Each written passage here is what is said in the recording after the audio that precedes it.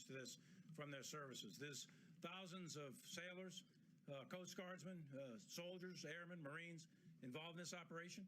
We came upon some intelligence some time ago that the drug cartels, as a result of COVID-19, were going to try to take advantage of the situation and try to infiltrate additional drugs into our country. As we know, there's 70,000 Americans die on an average annual basis to drugs. That's unacceptable. We're at war with COVID-19, we're at war with terrorists, and we are at war with the drug cartels as well. The United States military, you will not penetrate this country. You will not get past Jump Street. You're not going to come in here and kill additional Americans. And we will marshal whatever assets are required to prevent your entry into this country to kill Americans. So right now, the Navy has marshaled additional gray hull ships from both PACOM and UCOM and for the Naval Fleet at Norfolk. And they are set sail already, and they are in the Caribbean right now. In addition to that, there's 10 Coast Guard cutters, and there's Special Operations Forces and Security Force Assistance Brigades, along with Air Force reconnaissance aircraft. The bottom line is you're not going to get through. Now is not the time to try to penetrate the United States with illegal drugs to kill Americans.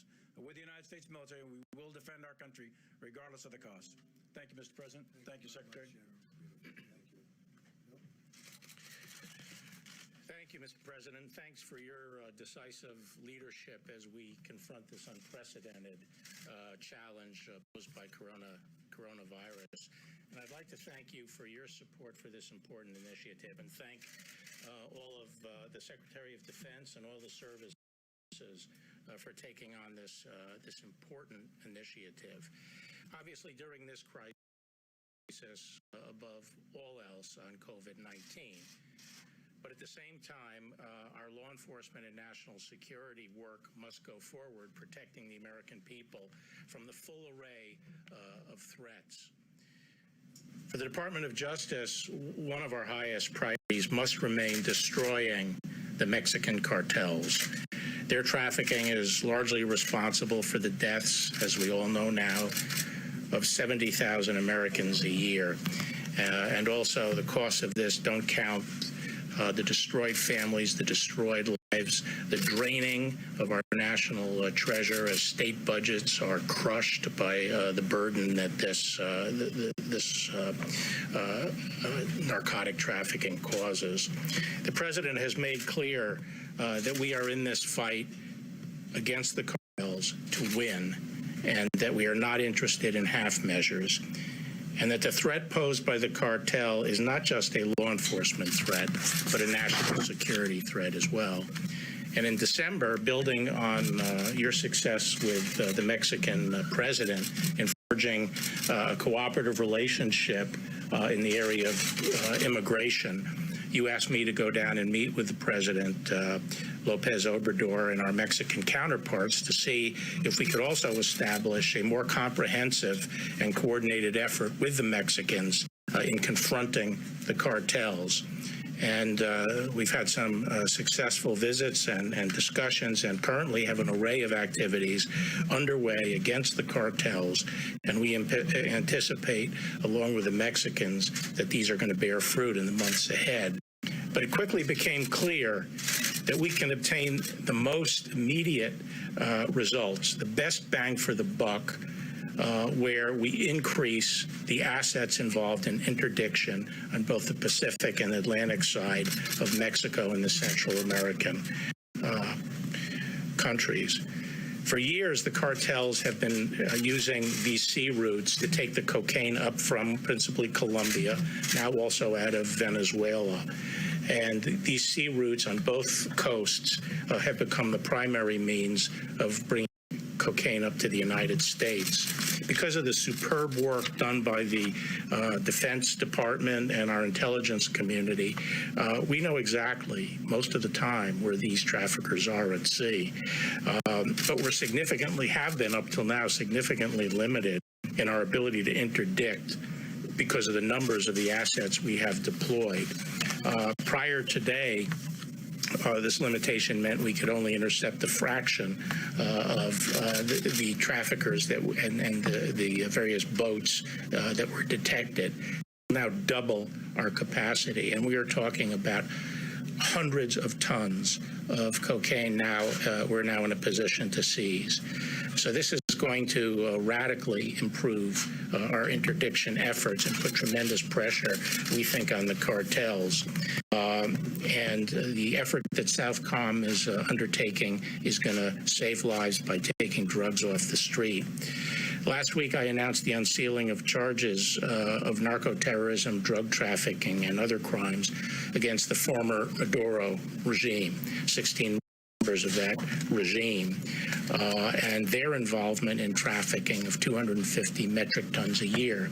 A lot of that comes by sea, as I discussed at that time, but also because of the pressure we're applying by our sea interdiction, they are trying to establish out of Venezuela up into Central America, which is one of the reasons we're trying to move firmly against that corrupt regime. This drug war has gone on for many decades, and at times in the past, we've had great success and great results, and at times we've taken our eye off the ball. Fortunately, not in this administration, and I'm grateful that you, Mr. President, have brought focus to this fight and the determination to use whatever tools are necessary to win the fight. The cartels have to be defeated, both for the people of this country and for the people in Venezuela.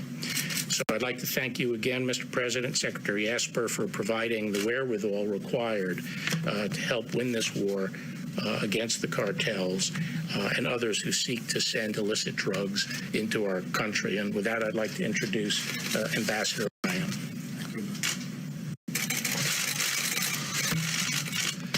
Thank you, General. Thank you, Mr. President. Today's action is another example of the bold leadership of President Trump and his commitment to protecting the homeland against threats that seek to destabilize the United States and our Western Hemisphere. The uncontrolled flow of illegal drugs into the United States poisons our communities, fuels the dangerous epidemic of addiction, and threatens the safety and security of all Americans. The impressive U.S. Navy, Coast Guard, Army, Marine Corps, Air Force, and interagency operation will address a range of threats to our national security posed by narco-traffickers and narco-terrorists. It will reduce illicit financial support for the drug trafficking that provides the corrupt Maduro regime in Venezuela and other bad actors with the funds necessary to conduct their malign activities. Under President Trump's leadership, we will continue to execute our maximum pressure policy to counter the Maduro regime's malign activities, including drug trafficking. And this operation will help to choke off the funds that go to that corrupt regime. Maduro, narco-terrorists, and criminals should make no mistake that even as we are working around the clock to fight the spread of coronavirus, we will continue to execute the President's counter-narcotic strategy. We're working on a number of important national security priorities as we face this public health crisis. Combat disinformation and fake news about this virus. We will work with the world's largest oil producers to address volatility in global oil markets. We will always protect our servicemen and servicewomen around the world, including in Iraq and Afghanistan. I want the American people to know that President Trump and Vice President Pence and their administration are working tirelessly every day to protect the health and well-being of Americans and respond to the coronavirus. Our adversaries should take note, however, this president has a clear-eyed focus on his national security interest. And let me be clear, it would be a mistake with terrible consequences for any adversary to attempt to do us harm during this health crisis or ever for that matter. Thank you very much. Thank you, Mr. President. Okay. So do we have any questions on this? Because this group is going to go back to work.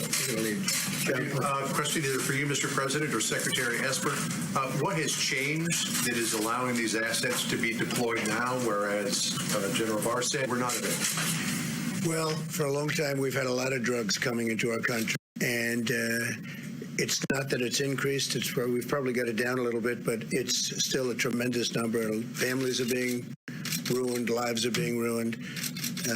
It's an incredible thing, especially as you're at this position. You would never believe it. I see things that nobody would believe. I see reports that nobody would believe. So I met with the group behind me, all of them, and we said, what do you think we can do? And they think they can interdict. They think that we can stop it before it gets to the shores. And they're coming from all over the place.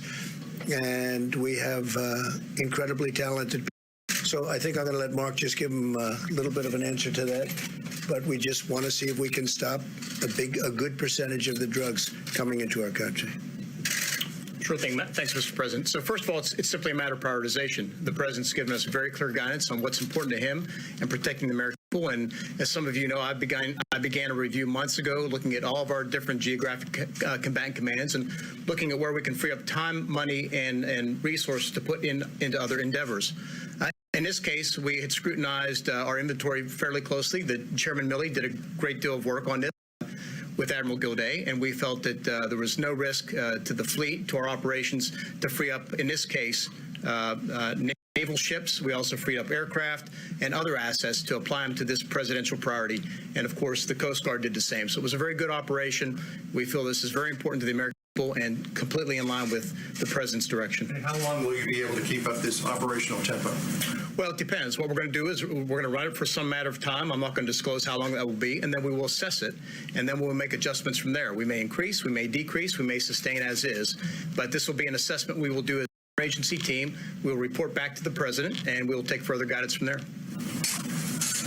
And, you know, we didn't do it for this reason, but it'll also have an impact on the virus because we have people trying to get in.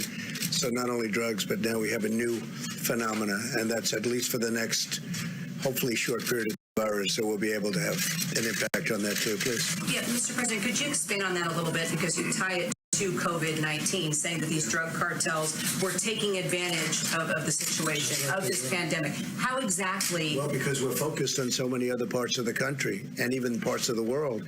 And all of a sudden, areas where we had it clamped down pretty tight.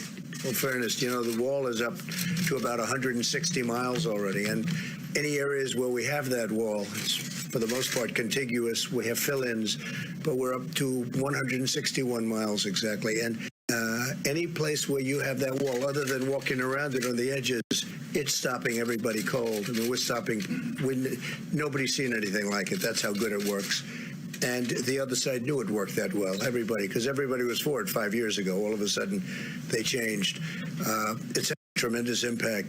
But we are now focused on so many different things because of what's happened, because of this horrible, I say it's a horrible phenomena, that now we've got to focus on drugs, and the drugs come in from different methods, and we have the best people at sea anywhere in the world. So, but one of the other things will also have an impact, we think, on the virus. Okay. Yeah, please. Ambassador O'Brien, did China underreport both the number of cases and the death toll from the coronavirus? And if that's the case, Mr. President, what does that mean for our relationship with China and your relationship with President Xi? Well, number one, I think the President has a great relationship with President Xi, and we'd like to have a great relationship with China.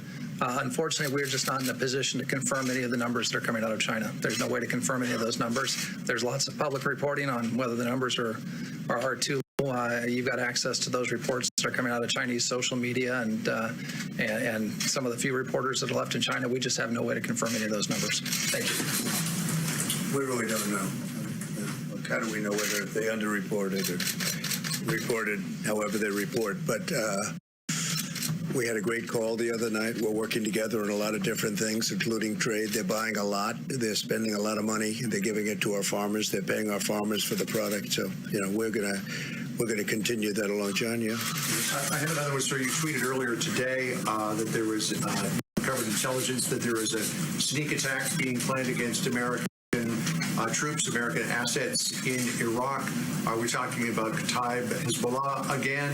Also, we don't want to say, but we just have information that they were planning something, and it's very good information. It was led by Iran, not necessarily Iran, but by groups supported by Iran, but that to me is Iran. And we're just saying, don't do it.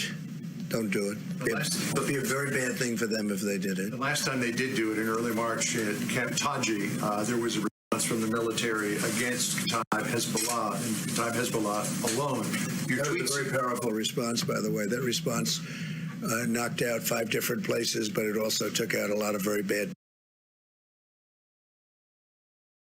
people. Your tweet seemed to suggest, though, that if it happens again, it may go up the food chain.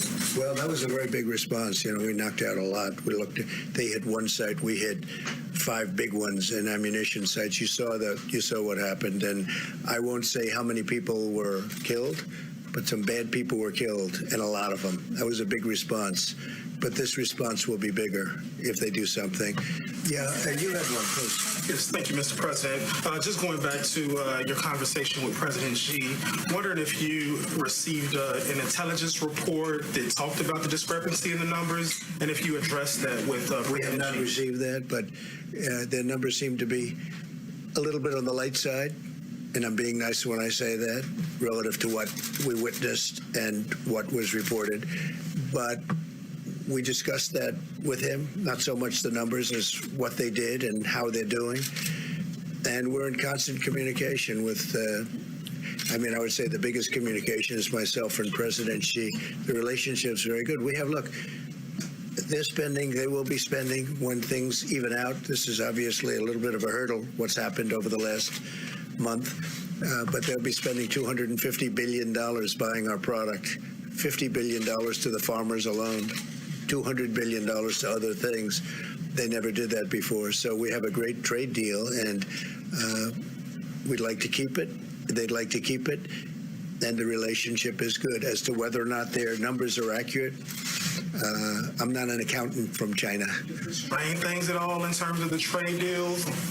No, because people just don't know. People don't know where did it come from. I think we all understand where it came from, and President Xi understands that. We don't have to make a big deal out of it. We didn't like the fact that they said it came from our soldiers, and they haven't pursued that. It was, and that was a mid-level person said that. That was not a high-level person. So I will always assume the best. I'll assume the high-level people didn't know about it. It was a foolish statement.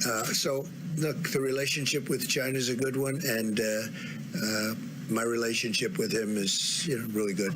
Please. Can I follow up just on that point on Chinese propaganda that you mentioned, as well as Ambassador O'Brien? So in the past several weeks, China has been shipping PPEs, masks. They've either been selling or donating everywhere: Africa, Europe, Italy, Russia, and really pushing this narrative that they're taking on a global leadership role in the crisis. So what are your thoughts on that? And is there any plan for the administration to take on that role? I view that as a positive if they're helping other countries. We have 151 countries right now that are under siege by the virus, under siege. Some are doing really badly. They don't know about social distancing. These are countries that aren't highly sophisticated. They don't have great communication to the rest of the world. They don't know the things that we're doing and that some others are able to do. And if China can help them, I'm all for it. I'm for all of us helping everybody. We're soon going to have more ventilators than we need. We're building thousands of ventilators right now. Now, it takes a period of time to build them. And again, nobody could have known a thing like this could happen. We're building thousands. We will fairly soon be at a point where we have far more than we can use, even after we stockpile for some future catastrophe, which we hope doesn't happen. We're going to be distributing them, the extras, around the world. We'll go to Italy. We'll go to France. We'll go to Spain, which is very hard hit. On that note, is there any truth on reporting that your administration is stopping shipment of USAID stockpiles of PPEs abroad? No truth whatsoever. No. Your administration I would love China and other countries if they have additional supplies, medical supplies, to give to other countries. 150. Why would I stop that? Wouldn't that be terrible to stop it? Is the U.S. stopping shipment of our own stockpile through USAID to other countries? No, whatever we have, whatever we've committed to, we commit. But we also need a lot for ourselves, so we're very focused on that until we get over this. So obviously we're not going to be shipping too much until now. We do have excess of certain things, and we don't have enough of others.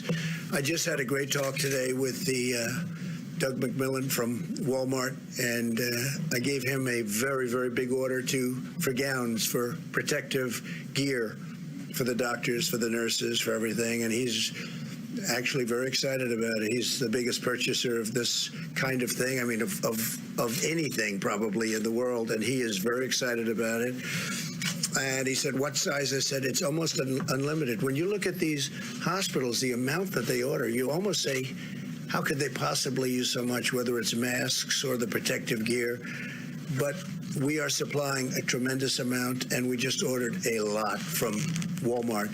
And he's taken this on personally. And I said, let it be shipped not to a warehouse, directly to the side of the hospital or wherever they need it, because we save a lot of time when we do that. So Walmart, in addition to many other companies and people, is now involved at the highest level. Please. The announcements that were made today are aimed at curbing the flow of narcotics into the country. Are you concerned that we're possibly losing ground on the drug crisis while we're... I don't think we're losing ground, but we don't want to lose ground. That's why we're doing it. I don't want to lose ground. It's a big fight. I've seen many families where they're wiped out because they lost a son or a daughter or a husband or a wife or whatever. We're all of them. And we don't want to lose ground. And we are heavily focused on the virus, very heavily focused. And with this, we have never, after this goes into effect, which essentially is now, we will never have been so focused on drugs coming into our country as we are right now. And remember, as that wall gets bigger, that really helps us a lot. Really helps us a lot. Yeah, please. Is the Mexican government or any other Latin American government working in conjunction with this operation to help with that drug?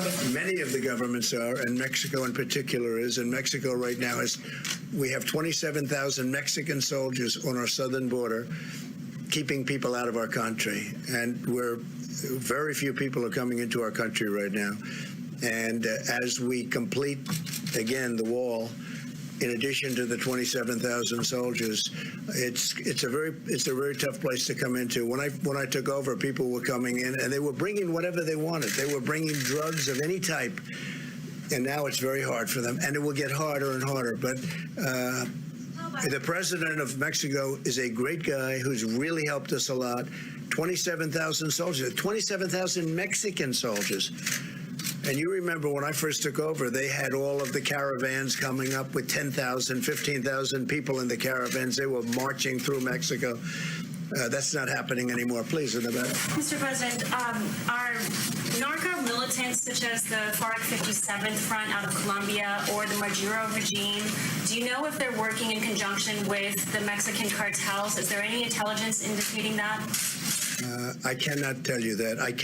I know the answer to that. I believe I do, but I cannot tell you that. We have information that would lead us to believe something very powerfully, but I cannot tell you the answer to that. Yeah, please, Jeff. Mr. President, have U.S. forces in Iraq taken any precautions because of this particular attack? Have you... They're taking precautions, and we are watching it very closely, and if something bad happens, it's going to be very painful for the other side. Have you been in touch with the Iraqi government about this? They know about it, yeah. They know. Are they offering additional protection? We'll see. We'll see what happens. But, we're down to a small force now over the years. Since I got, we've been bringing smaller and smaller. And we're down right now to a small number, but we have very powerful air power there. We have the big base, and which will, nobody can get near it. And nobody can even get near that. But we've really largely left. We've taken tremendous amounts out, and we've deployed them elsewhere, including bringing some back home. And do you think tweeting about it will help prevent that from happening, or perhaps get them a heads up?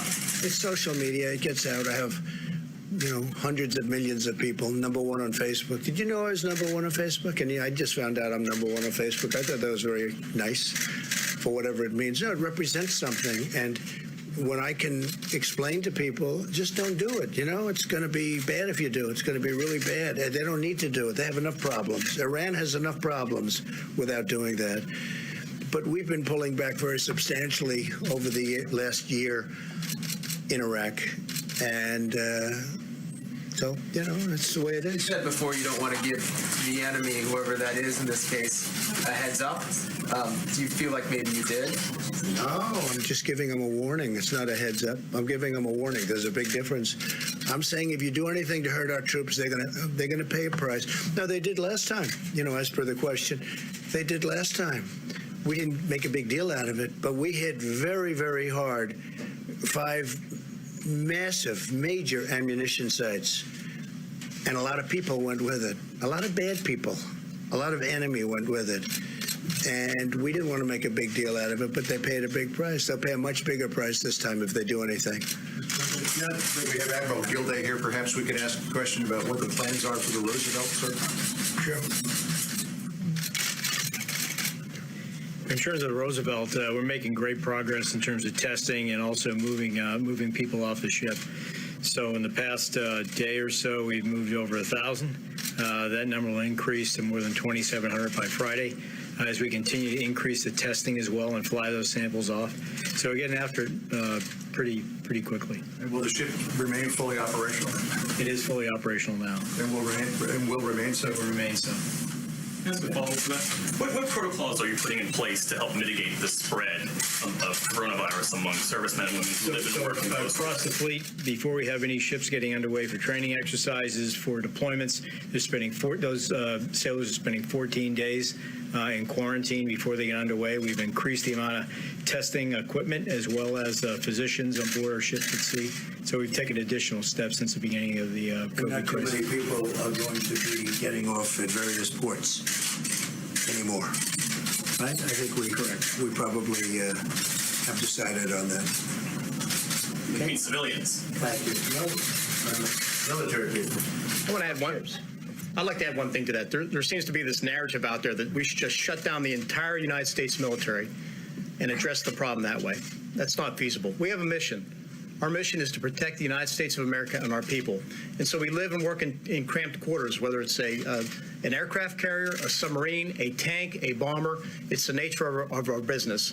But the chain of command has very clear guidance, and I'm confident between the commanding officers and the senior non-commissioned officers that they're taking every reasonable precaution to make sure we practice as best we can social distancing, sanitizing environments, et cetera, consistent with that mission. And that's what I trust Admiral Gilday, Acting Secretary Motley, and all the other service chiefs and service leaders to do.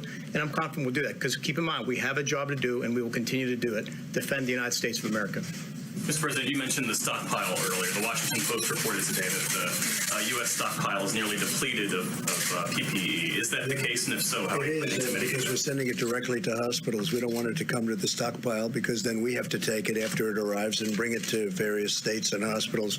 One of the things, and again, we ask the states to do this as much as possible. Many of the states have people that, whether it's that or clothing, they make clothing, lots of clothing in many of the different states. We said, see if you can get it directly from those manufacturers. Make a deal. We'll use the Purchase Act if we have to on them. If they won't, by the way, so many people are. The spirit is incredible what they're doing, but we've asked states where they have large manufacturers of different types of equipment to use those local factories, those local plants, and have it made directly, ship it right into the hospitals. We're shipping things right in. We have, as you know, almost 10,000 ventilators, which we need for flexibility. It's a lot.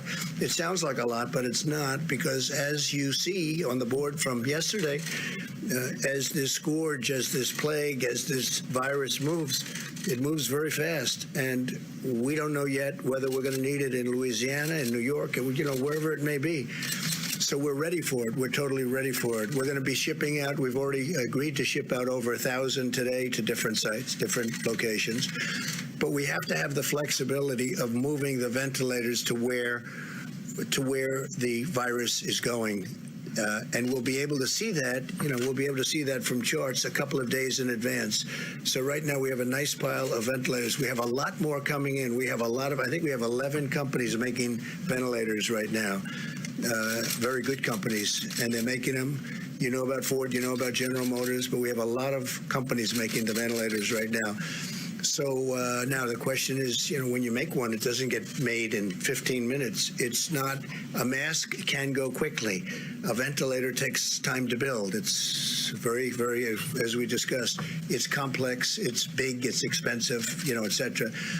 But we'll be able to move. We have great flexibility, John. I was just going to say, sir, do you want to move on to solely coronavirus or stick with? Yeah, I think if does anybody have any other questions for this great group of brilliant people? Yes, please. Thank you, Mr. President. Question to Secretary Esper. Is the military personnel that's been fanned out across the country to help combat the virus, is there any chance that they're planning to see at some point have those military personnel treat or see COVID-19 patients? Well, excuse me, as you know, we have the hospital ships currently deployed, one in L.A. and one in New York City. So they could be treating patients as they come in. We're taking precautionary measures to screen them beforehand to make sure that they're not exposed, if you will. Same with the military hospitals that we are deploying, certainly again to New York, Seattle, and other places. But the one thing we got to be careful of is that these are deployable assets. They are unique. So if we want to retain the ability to deploy military doctors, expeditionary military hospitals around the country, we got to preserve and protect them as best we can. That said, we remain completely available to assist as need be, as directed by FEMA, as the Vice President and the President asks us. That's what we commit to do to the American people to help safeguard them and protect them through this virus. So as part of that, will they be seeing coronavirus patients, or will they strictly be seeing other patients and helping them? They could have called upon. I think the best use for them is based on their training and how they're structured and organized is for trauma.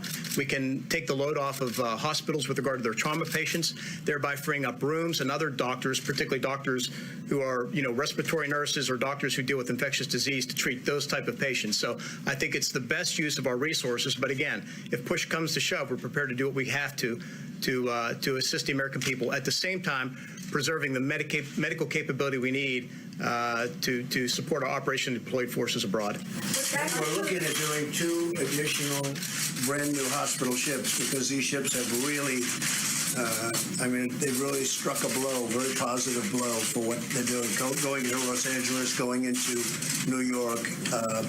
So we're looking very seriously at building 2 additional ships of about the same size. Building 2 new ones or deploying 2? It'll either be, building, but we're looking at building either 2 new ones or doing the renovation of another large ship. But this has really worked out well, so probably 2 brand new ones. So, Mr. President, Is this concerning the gentleman, or do you want them? You don't want them to get back to work and capture all those bad people? A follow-up, Mr. President, or Mr. Sure, Secretary. I know that Secretary Wilkie has said he's on standby waiting to hear if VA hospitals need to be opened, the doors need to be opened to civilians. True. Are you talking about that? Yes, could we see that happen? How soon could that happen? Yeah, it can move very quickly. He's a very capable man. We're ready to move very quickly. As an example, in Louisiana, they have a very big hospital, so we're looking to move very quickly if we need them. Hopefully we won't need them. We're going to find out pretty soon. We're only going to know when, at the time it happens. We prepare for the worst.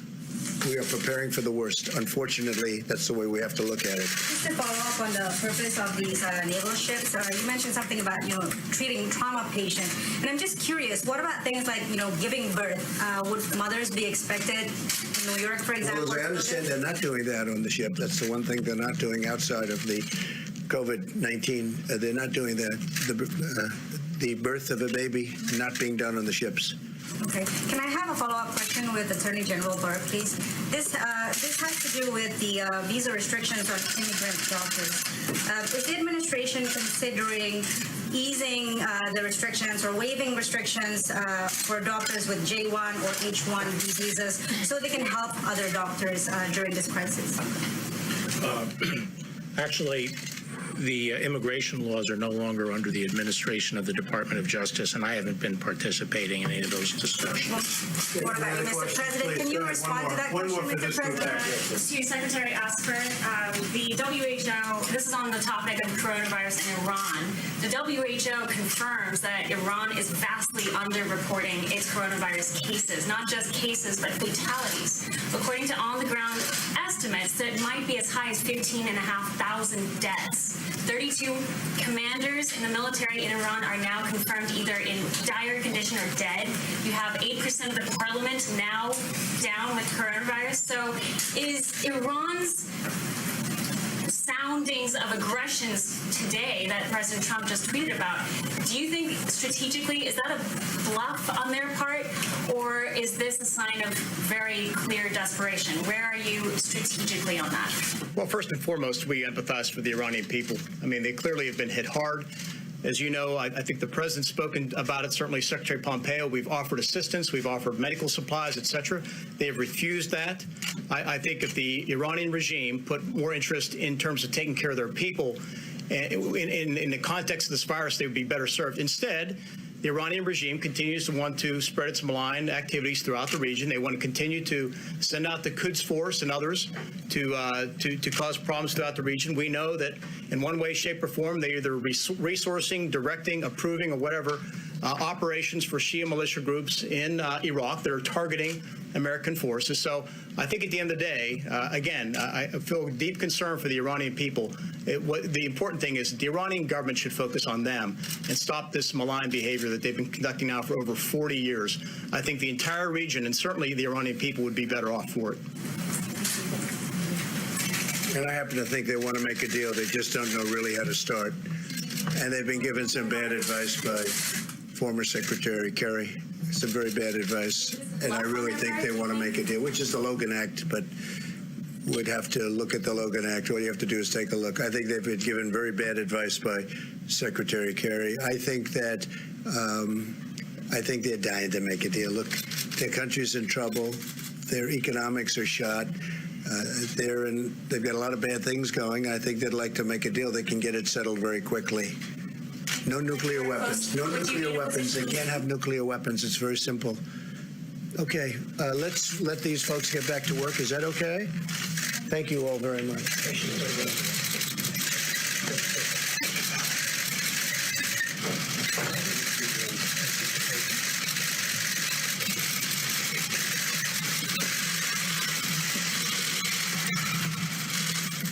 So as we deploy our service members to combat both threats abroad, invisible enemy at home, earlier today I spoke to our nation's incredible warriors and military families. Spent a long time on the phone with thousands and thousands of families that were hooked in.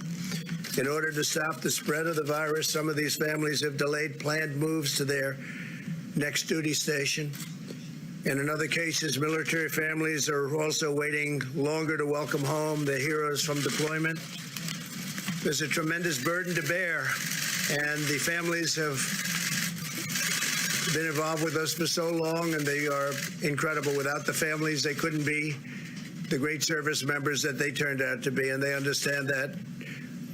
And I must say, protecting our military families is our top priority. So they understand what's happening with respect to the virus, and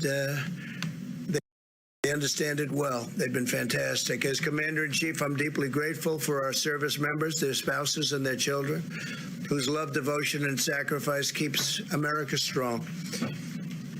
To make, procure, and deliver crucial medical supplies to our doctors, nurses, and healthcare workers, my administration is leveraging the might of American manufacturing, supply chains, and innovators across the industry and across every industry. And I just told you about Walmart, and I could tell you about many more. Hanes is making protective gear and masks, and we're making tremendous amounts of product. There's never been anything like it. At the same time, I tell the governors, get it yourself if you can from your local companies and your local warehouses and factories. If you can do that, you should do that. Because of the actions that we've taken under the Defense Production Act, manufacturers and suppliers are sharing with FEMA and HHS their planned orders and allocations to states and to hospitals all over the region. This enables FEMA and HHS to work closely with states, local governments, and private sector to allocate critical resources to highly impacted areas. Working together, we're entirely focused on getting materials to the right place at the right time. So we wanted to go directly to a hospital or directly to a certain state location, and ideally not even hit the state's warehouses. If we can avoid the warehouses, it's even better because they go directly into a hospital. And one example of that is Ohio, the great state of Ohio. Senator Rob Portman called today, and he asked for some help and got us, did a tremendous job, along with Mike DeWine, the great governor of Ohio, to facilitate a donation of 2.2 million gowns. 2.2 million gowns. Think of what that is, 2.2 million. To the Strategic National Stockpile from Ohio-based Cardinal Health. Cardinal Health, we appreciate it, and they're making much more than that and different types of things. We're profoundly grateful for their contribution to protect the lives and safety of our healthcare professionals. Cardinal's been working with us very well. FEMA and HHS formed a historic partnership with the private sector called Project Airbridge to bring supplies from other countries to the United States, including gloves, gowns, goggles, and masks. These supplies will soon be distributed around the country. We have large cargo planes coming in from various parts of the world. Every day, new plane loads are landing in cities such as New York, Miami, Chicago, Los Angeles. Additional flights have been scheduled, and we're adding more and more. And they're actually coming in ahead of schedule. A lot of these flights are coming in with a lot of material ahead of schedule. The amount of usage, the amount of need is something that nobody's ever seen before. We are getting so much, but no matter how much we get, they seem to use it up very quickly. More than 17,000 National Guard personnel have now been activated all across our country. On Tuesday, the Vice President sent a letter to the governors calling on them to have plans in place to use the National Guard to move medical supplies from warehouses to hospitals. So a lot of times we'll deliver supplies to a warehouse in a state, someplace in New York or in New Jersey or in Connecticut or wherever it may be.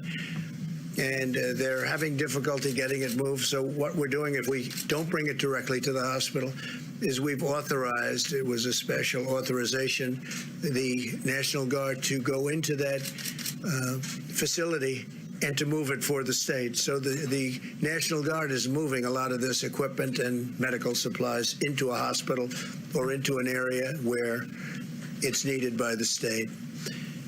As I said yesterday, difficult days are ahead for our nation. We're going to have a couple of weeks, starting pretty much now, but especially a few days from now, that are going to be horrific. But even in the most challenging of times, Americans do not despair. We do not give in to fear. We pull together, we persevere, and we overcome, and we win. This week, every American heart is joined with the people of New York as they continue to bear the brunt of the pandemic. To every New Yorker, please know that we are by your side. I love New York. And every day we will be with you. And it could very well be that others take over from New York.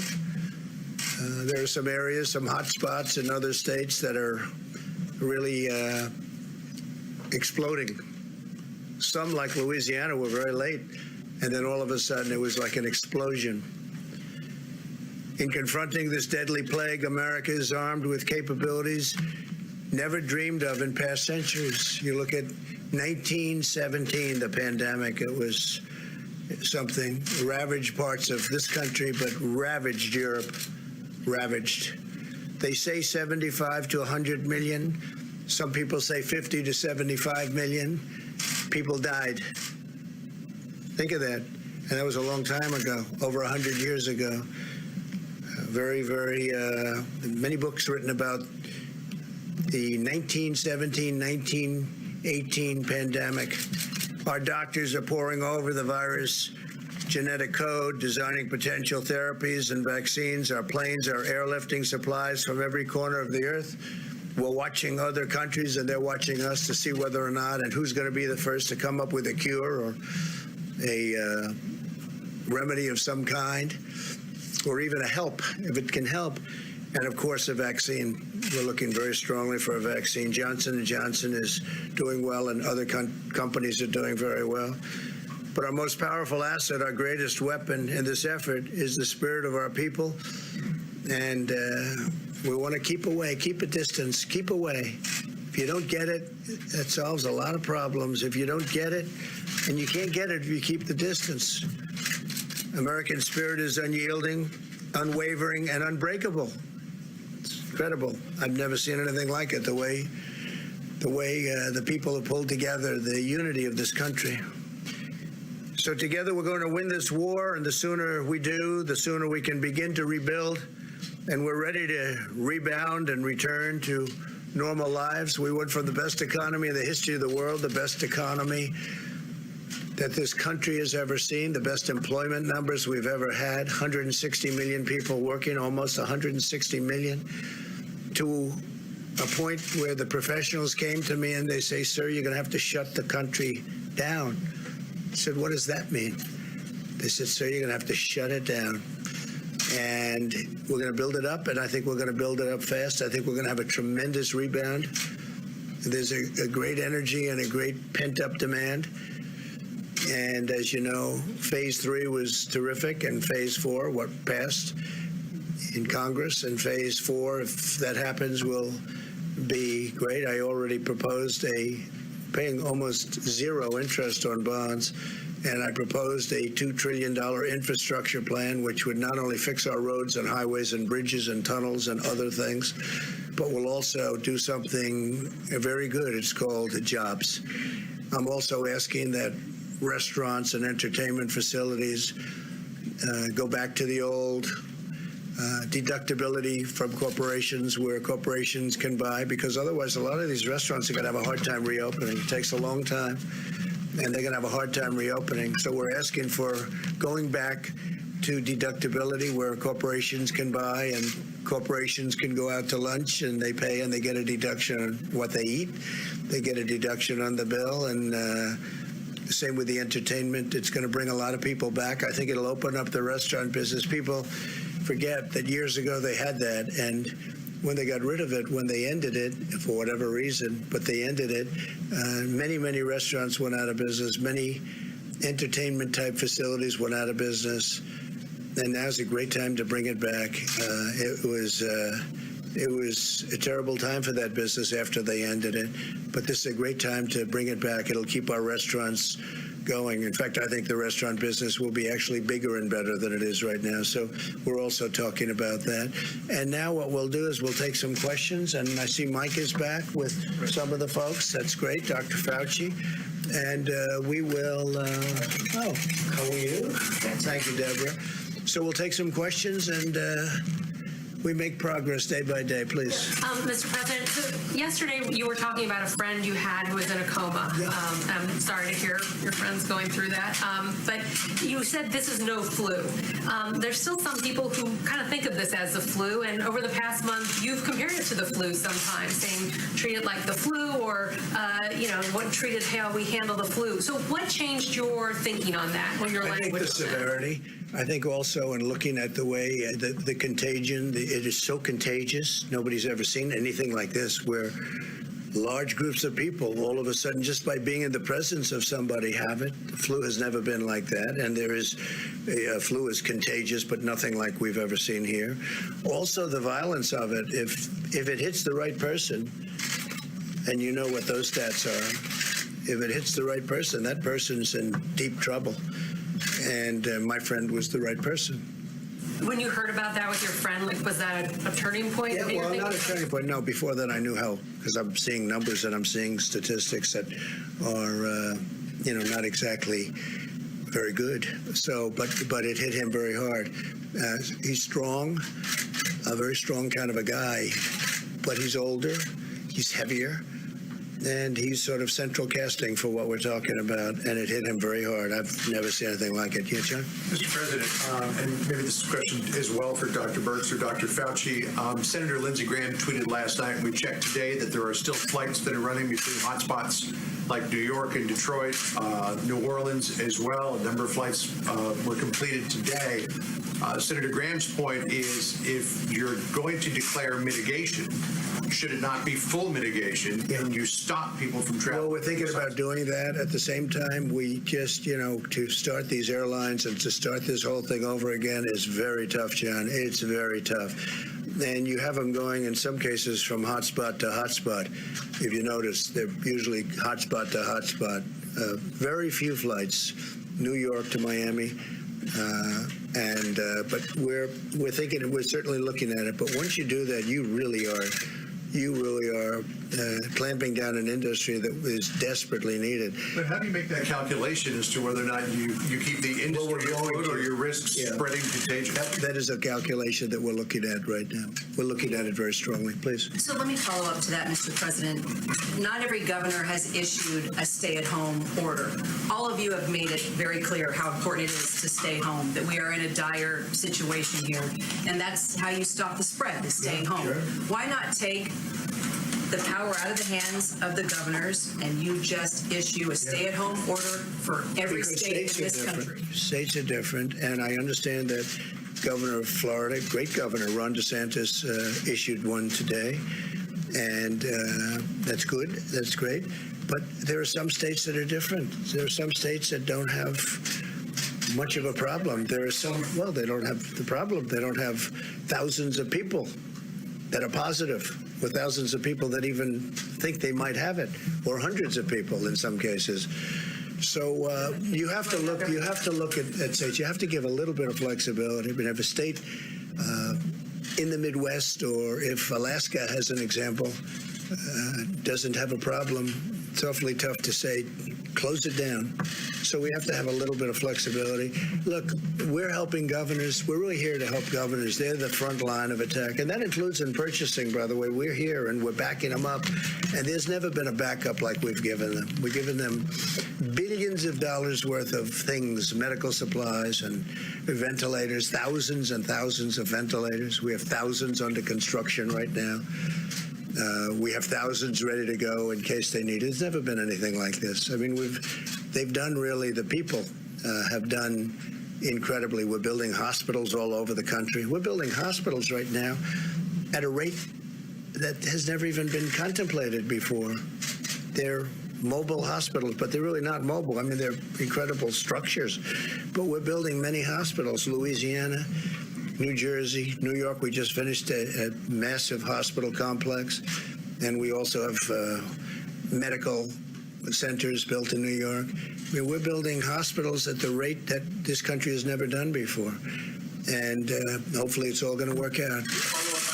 Mr. President, I just want to make sure we're clear on the planes. Are you looking at just curtailing routes between certain hotspots, or is it broadly? Well, we're looking at the whole thing because we're getting into a position now where we want to do that. We have to do that, and so we're looking at the whole thing. Yes. And we may have some recommendations. Second question on economics. Just with oil prices are very low. Yeah. The Saudis have increased production. I know that you've spoken about liking low oil prices, but then there's also the industry aspect. From 1950, these oil prices. So, and that's when they had big dollars, big beautiful dollars. So do you advocate cuts? Do you advocate cuts to production? Do you?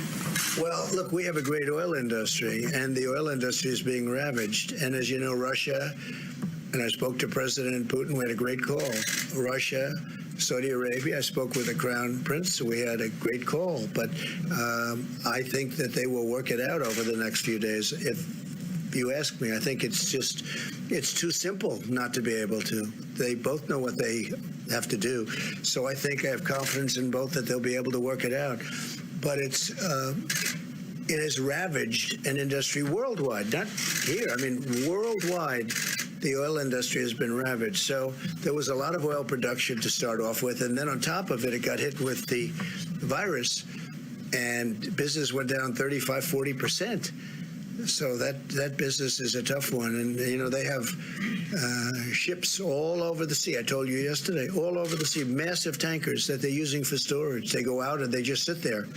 There's no place to go. They have massive amounts. Now, gasoline is going to be 99 cents a gallon and less. You know that. That's already starting. It's popping up, 99 cents. So that's like giving a massive tax cut to people of our country. When we try and get the airlines going, if fuel is costing much less, it helps with getting the airlines, which is always a tough business, always has been a tough business. But with that being said, look, I want to get that industry back where it was. We were doing records in that industry also. We want to get it back to where it was. So I think that Saudi Arabia, Russia, they're negotiating, they're talking, and I think they'll come up with something. I'm going to meet with the oil companies on Friday. I'm going to meet with independent oil producers also on Friday or Saturday, maybe Sunday. But we're having a lot of meetings on it. I think I know what to do to solve it. But if they're unable to solve it, then I think I know what to do to solve it. Well, can you give us a glimpse? We won't mention it now, but it's tough. I think I know what to do to solve it. We don't want to lose our great oil companies. You know, we're the #1 producer of oil in the world. And a month ago when you said that, it was great. Today when you say it, it's not so meaningful. But I do believe there's a way that can be solved, or pretty well solved. And I'd rather not do that. I think that Russia and Saudi Arabia at some point are going to make a deal in the not too distant future because it's very bad for Russia. It's very bad for Saudi Arabia. It's very bad. I mean, it's bad for both. So I think they're going to make a deal. You know, the free market is a wonderful thing. It's amazing how it can work. But I think they're going to make a deal. Yeah. Mr. President, a couple of questions, one for you, one for Mr. Wolf, if possible. Over 5 million immigrants in this country do pay taxes through their IT numbers, yet they will not receive any money in their stimulus package, and no undocumented immigrant will receive any aid from the government during this crisis. How do you suppose they survive during the COVID-19? Well, you know, you're saying undocumented, meaning they came in illegally. And a lot of people would say we have a lot of citizens right now that won't be working. So what are you going to do? It's a tough thing. It's a very sad question. I must be honest with you. But they came in illegally. And we have a lot of people that are citizens of our country that won't be able to have jobs. Now, I do think once we get rid of the virus, I think we're going to have a boom economy. I think it's going to go up rather quickly, maybe very quickly, and maybe slowly, but it's going to go up, and it'll all come back. And I think it's actually going to come back stronger than what it was because of the stimulus. But it's a really sad situation, and we are working on it. I will tell you, I'm not going to give you a hard and fast answer because I just want to tell you it's something I think about, and it's something we're working on. Please. Mr. Wolf? Go ahead. Thanks, Mr. President. Question for Dr. Fauci. Looking beyond when we're on the other side of this curve, are we looking at living with some sort of social distancing guidelines, essentially until there's treatment or a vaccine? For example, people looking forward to the summer talk about, going to baseball games, going to concerts. We have political conventions over the summer. Are things like that possible or safe without a vaccine or a treatment in place?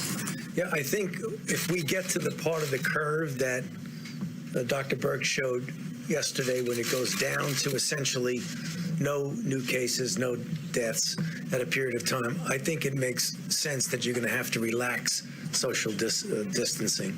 The one thing we hopefully would have in place, and I believe we will have in place, is a much more robust system to be able to identify someone who's infected, isolate them, and then do contact tracing. Because if you have a really good program of containment that prevents you from ever having to get into mitigation, we're in mitigation right now. That's what the social and physical distancing is. The ultimate solution to a virus that might keep coming back would be a vaccine. In fact, I was on the weekly conference call with the WHO-sponsored group of all the health leaders in the world who are dealing with this. And we all came to the agreement that we may have cycling with another season. We'll be much better prepared. We likely will have interventions. But the ultimate game changer in this will be a vaccine, the same way a vaccine for other diseases that were scourges in the past that now we don't even worry about. And Tony, how are they doing with the vaccine? I mean, the vaccine is, as I said, it's on target. We're still in phase 1. There were 3 doses that we had to test.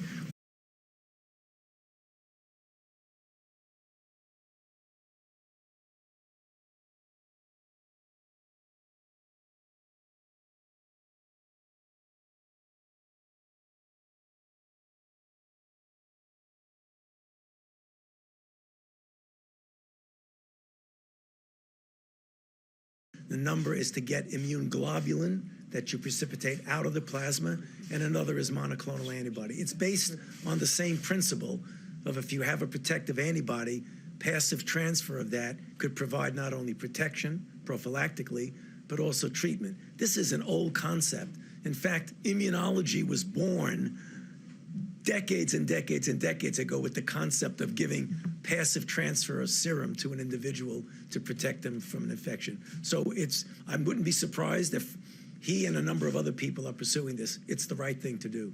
Can I follow up on antibody testing, please, Dr. Fauci? At what point can we as a country expect there to be a widespread antibody testing so we know exactly what we're dealing with here, as well as other questions such as, when can people who are deemed to be healthy donate blood, for example? Okay, so when you talk about antibody testing, there are a couple of things that you want to do. You want to find out if someone has been infected and whether or not they're going to ultimately wind up being protected. Antibody testing right now is not the first thing on our priority. It's something that we need to do, is testing to see if someone is infected. It is very important ultimately to be able to get a feel for what the penetrance of the infection was in society for a number of reasons. You get a better feel of what the impact has been, but also you get a better feel of what the herd immunity would be. So I can foresee in the future that when we get the facility, which we'll have for sure, I mean, ultimately you can get a test that could do this reasonably easy, and do the kind of what we call serosurveillance study. This is very analogous that Dr. Birx and I were talking about that a lot. And that is back in the day when she and I were both doing the HIV/AIDS issues back when we first discovered the virus in '83 and we had an antibody test in 1985. We found out by serial surveillance, representative in different populations, that we were dealing with the tip of the iceberg when we saw individuals who were the ones who actually got infected. It gave us a really good feel for how many people were infected, how many are doing well, and how many are getting ill. I foresee that we'll have that same sort of information, which will be important information. But right now, that's not our immediate problem. Not your priority, but can you give a sense of whether it will happen this year? Let me just follow up with that, because I think, as I discussed before, I just want to thank all the epidemiologists and the scientists out there who worked with us over the last 4 weeks on models. They really, many came forward and really supported us. Right now, we're in talks with a whole series of universities. We have the most brilliant scientists in the world in our universities in state after state. Some of them public health universities, some of them basic science. All of them have received NIH grants for HIV or other development of assays in the past. I've talked to a lot of them over the last few days to really ask them to develop these simple ELISA tests that could be used rapidly in their healthcare centers, because immediately it's easy to do. We've all developed ELISAs. So in a day or two after development, they could screen their entire hospital. I think that would be very reassuring to the healthcare workers who have been on the front line. We worry about them every day. And so I've really called on every university and every state to develop ELISAs. You can buy the antigens and the controls online, and really work to test entire healthcare communities in your states and support them that way. At the same time, we worked in sub-Saharan Africa on what we call dry blood spots. So we're looking at, could you use that in a community while we work on the point of care test, where you just dot blood onto this paper, and then that can go into the lab and be analyzed. That would allow us to look in nursing homes and other long-term care facilities immediately. And then finally, we've reached out to the developers of the rapid test, the ones who developed it for malaria, the ones that developed them for HIV. It's exactly the same concept and process, to ask them to rapidly develop these tests, because I think we owe it to the frontline healthcare providers, not only to provide them RNA tests, but many of them have been on the front line now for 4 weeks, may have become exposed. We now know there's asymptomatic. And I think really being able to tell them the peace of mind that would come from knowing you already were infected, you have antibody, you're safe from reinfection 99.9% of the time. And so this, I think, would be very reassuring to our frontline healthcare workers. And our universities can do that by Friday. So I'm putting that challenge out to them to really work on that and do that. That's what we did in the early days. We had ELISAs up and running within days of having the antigen. And so this is what's really possible. So we're not waiting. We're asking for help now. So potentially this could happen soon, even within this month, if people It could take happen up that soon, challenge? within this month, if the universities help us. Absolutely. Dr. Birx, Mr. President, on Florida, Governor DeSantis says that he spoke with you before issuing his stay-at-home order. He spoke to me this morning.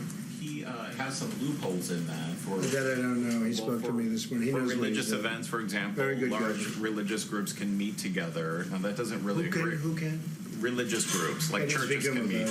But he did speak to me this morning. We talked about it. Please. Full mitigation, sir. Does that go against your model? Because that's not full I mitigation. don't know. I'd have to look at what he did. Back to the healthcare workers on the front lines, following up with Dr. Birx as well. Hazard pay. You have said you have wanted that for the healthcare workers on the front lines. I know Secretary Mnuchin has mentioned something about that possibly in the fourth level of the stimulus package. I like it. But can you make it happen now? Do we have to wait for a fourth stimulus? Well, I think it's something we're discussing in terms of bonus or bonus pay. It doesn't have to be called hazard pay. It could be called, hey, look, I watch those people go into hospitals that I know.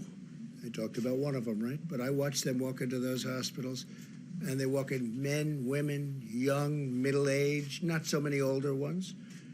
And I watch them. They're almost like, and I think I take the word almost out. They're like warriors. They're going in. People are cheering. Where there's a building across the street, the people are screaming. They're clapping. They're like heroes. The Empire State Building. No, I will tell you. I think it's incredible. They're like warriors. They're like soldiers, and we're gonna be doing something for them. So whether it's bonus, because we're hopefully going to be over this relatively quickly. It's going to be vicious for a period of time, but hopefully we're going to be over this. You have a lot of questions today.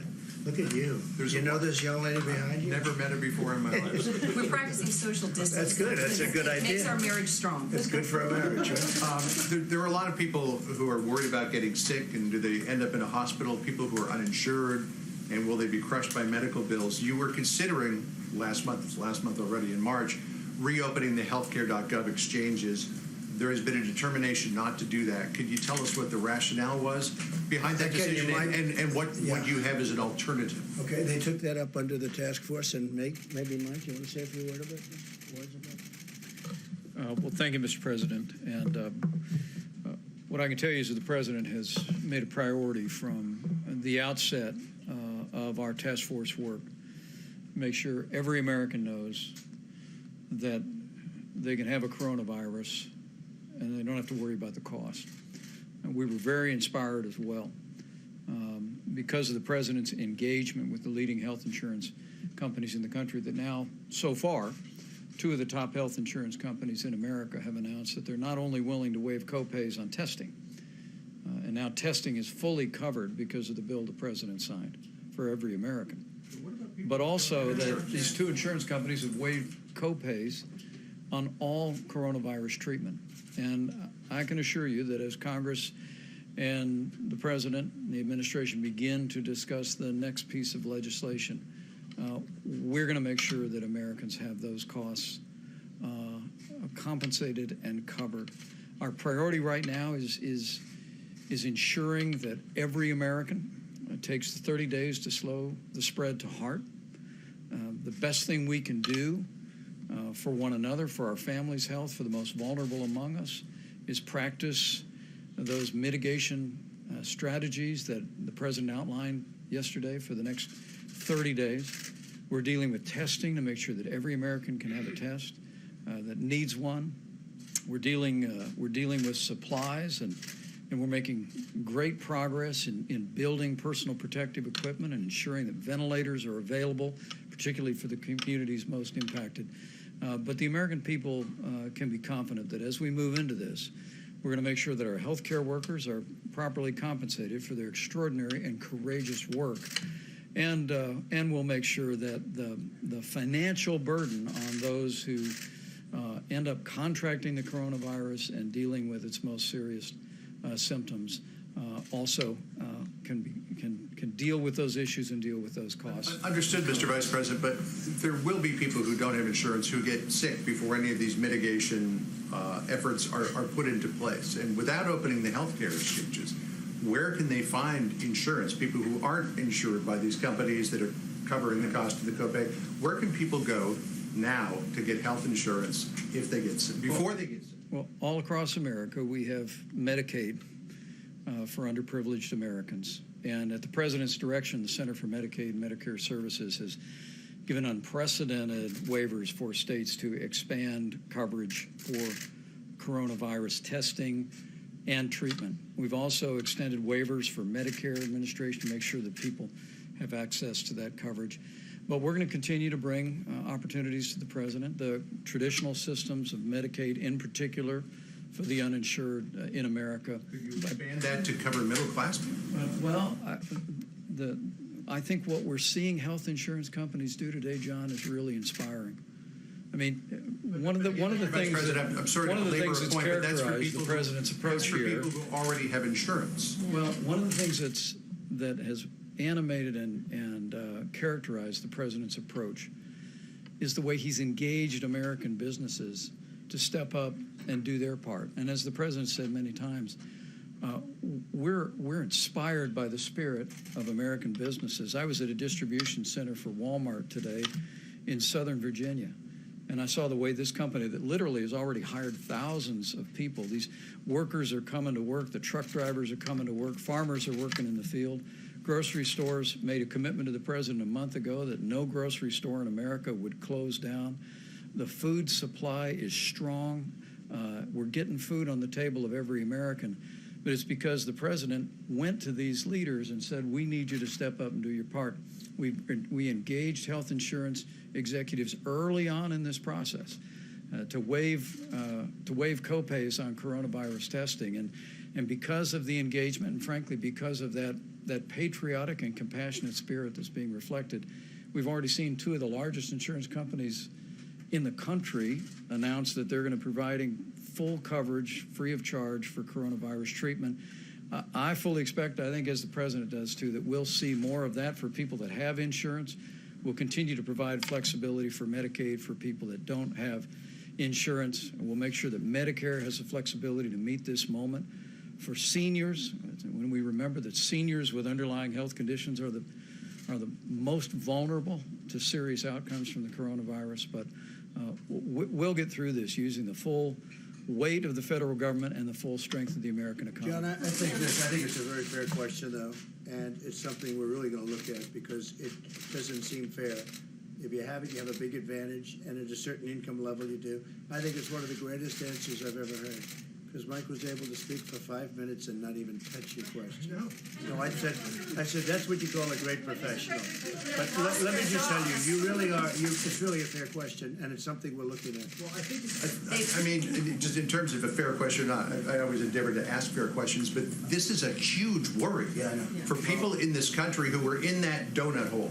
They don't have commercial insurance. They don't qualify for Medicaid. Right. What do they do? Group, and it's a pretty big group. We're looking at it. I mean, we spent the entire 2000 election talking about the donut hole, and it's still there. Yeah, we are. I haven't been up there yet, though. You know, the other people have been talking about it. No, I mean, and they haven't spoken. This was 20 years ago we were talking about it. But they're talking about it. They're talking about it. I know, but they're talking about it in the 2020 election, too, and nobody's gotten to it. Nobody's talked about it at all. Mr. President? I think we will, yeah. I think we're going to get to it. I think we're going to get to it. I don't think the other group will get to it. They haven't even spoken about it. And it's a big group of people.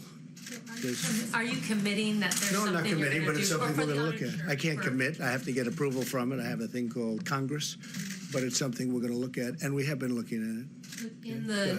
You mentioned in this congressional bill, the sort of phase 4, you would like to see something. If there is a phase 4, but we're certainly looking at certain things. We want to help restaurants, entertainment. We want to help because it's jobs, not that restaurants, it's jobs, tremendous amounts of jobs.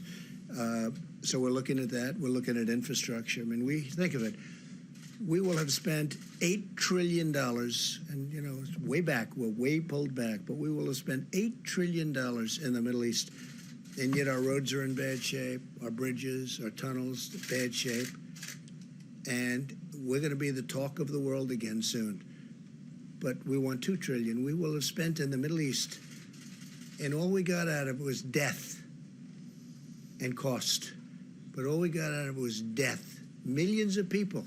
You have to look at the other side, too. Millions and millions of people killed. Our great soldiers, thousands killed, so many wounded, hurt.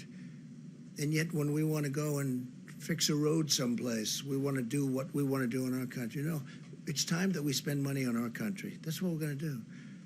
It's time that we start spending on our roads and our bridges and our schools and all of the things that we're supposed to be spending on. And people are finally getting used to it. And you could look at all of what we've done in the Middle East. way back in so many different places, way back in other countries too, by the way. And I've gone to other countries that are very rich. I said, I'm sorry, you're going to have to reimburse us for our costs. They don't even want to know what I'm talking about. It takes them 20 minutes to figure it out because nobody's ever asked them to do that. And they're doing it. They're doing it. And they have no choice. They have to do it. So it's time that we start spending on the USA. Okay, please. Mr. President, this is a question for the Vice President. On March 9th, you said 1 million tests had been delivered and another 4 million would be delivered by the end of the week. That clearly did not happen. What happened with those projections? What went wrong? Well, I think the test kits were delivered according to HHS, but the difference is between receiving a test and the ability to rapidly produce a result of that test. And frankly, because of the public-private partnership that the President initiated now more than a month ago with our massive commercial laboratories across the country, our team was reported today that we're now doing more than 100,000 tests a day. More than 1.2 million tests have been performed. States have established drive-through sites all across the country. In fact, states have been so successful with the community-based and drive-through testing that we're working to transition over completely all of the federal work on drive-through testing and have the states completely manage that process. So you're saying 4 million tests were delivered by the end of that week? HHS was very busy from early in the year delivering test kits around the country. But the difference was, as the President said many times, we had an antiquated system where a state laboratory or CDC only had the capacity to process 40 to 60 tests a day. Now with the commercial labs, literally those labs are processing tens of thousands of tests every day. And so while we're continuing to distribute test kits around the country, now because of the partnership with companies like Roche and Quest and LabCorp, the American people are seeing the results of those tests more rapidly than at any point in the past, and we expect that will continue to expand. But the exciting news this weekend about Abbott Laboratories having a 15-minute test approved is going to put us in a position, we believe, down the road to get to where Dr. Fauci and Dr. Birx want us to be for many of the states that don't yet have significant outbreak. There's some 19 states where we don't have significant outbreak, but we want to be doing the kind of surveillance testing in those states that will allow us to, early on, to identify people with the coronavirus, do what the experts call contact tracing, and ensure that in that state we don't have an outbreak of the coronavirus. So, in many countries all over the world, want to know whether or not they can use, especially our new test that was just developed by Abbott, which is almost instantaneous, which is going to be great. And remember this: we inherited. The word is we inherited bad tests. We really inherited bad tests. These are horrible tests, and it was broken. It was all broken, and we fixed it. And we're doing millions of tests. Sometimes we send out a test and it's not used. In many cases, it wasn't used. But we've worked with the states, and the testing has been pretty amazing, especially considering the fact that we inherited a very broken system. Jeff? Mr. President, just to follow up on something you said before, are you considering a temporary ban on all domestic flights? I am looking at hotspots. I am looking where flights are going into hotspots. Some of those flights I didn't like from the beginning, but closing up every single flight on every single airline, that's a very, very, very rough decision. But we are thinking about hot spots where you go from spot to spot, both hot, and we'll let you know fairly soon. And what about rail travel? A similar thing. We have trains going back and forth, and people don't think of trains, but we do a lot of transportation business. It's a very big decision to do that. And we're pretty late in the process from the standpoint that this is starting. You're going to start seeing, I think, over the next couple of weeks, you're going to start to see us hit a top and start coming down. So we'll make those decisions. Those are very, very big decisions from the standpoint of the future of our country, in a way, in the future of our country. We have to get our country back. We have to start moving again. We have to start working again. They're doing tests on airlines, very strong tests for getting on, getting off. They're doing tests on trains, getting on, getting off. But when you start closing up entire transportation systems and then opening them up, that's a very tough thing to do. There continues to be a lot of public confusion about the use of masks. What is the White House? Reuse. I love the sterilization of the masks. So, Ohio company, you can sterilize the N95. You can sterilize that mask for up to 20 times. Think of that, up to 20 times. We're throwing them out. And they're very expensive masks. They're throwing them out. And I kept saying, one of the first questions I asked to Dr. Fauci, I said, why aren't they sterilizing or cleaning the masks? Because I didn't, was it my thing exactly when we first heard about this? Nobody else knew it either. And now we have a company, and I guess a number of companies, one in Ohio, a great one, that makes equipment where you can sterilize a mask up to 20 times, which is fantastic. What Okay. about you or me? What about the public? Should we be wearing masks out? We've heard lots of different recommendations. I don't believe, look, there's a big thing. A lot of people don't like it. Some people don't like it because you're taking it away from the medical professionals. Some people don't like it for other reasons. I don't see where it hurts. And it doesn't have to be a mask. It can be a scarf. Scarf is highly recommended by the professionals. I don't see where it hurts. I think, frankly, if people wanted to do it, we don't want to do anything that's going to take masks. You're talking about a tremendous amount of masks when you do that. We don't want to take them away from our medical professionals, but I certainly don't see it hurting. But what I do see people doing now is using scarves. And I think in a certain way, depending on the fabric, I think in a certain way a scarf is better. It's actually better. Mr. President. Yeah, please, you didn't get it. Go ahead. Thank you, Mr. President. I'd like to ask you about social distancing and how it applies to religious organizations. Yeah. Some churches, as you know, have continued to hold services, even though you have advised people that they need to practice social distancing. There was a pastor of a mega church in Florida over the weekend who held services that were attended by several hundred people. So my question to you is, should pastors be holding services in the middle of this pandemic?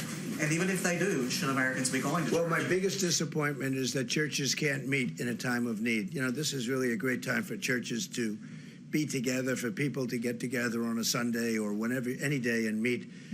And yet, if you do that, if you do it close, you're really giving this invisible enemy a very big advantage.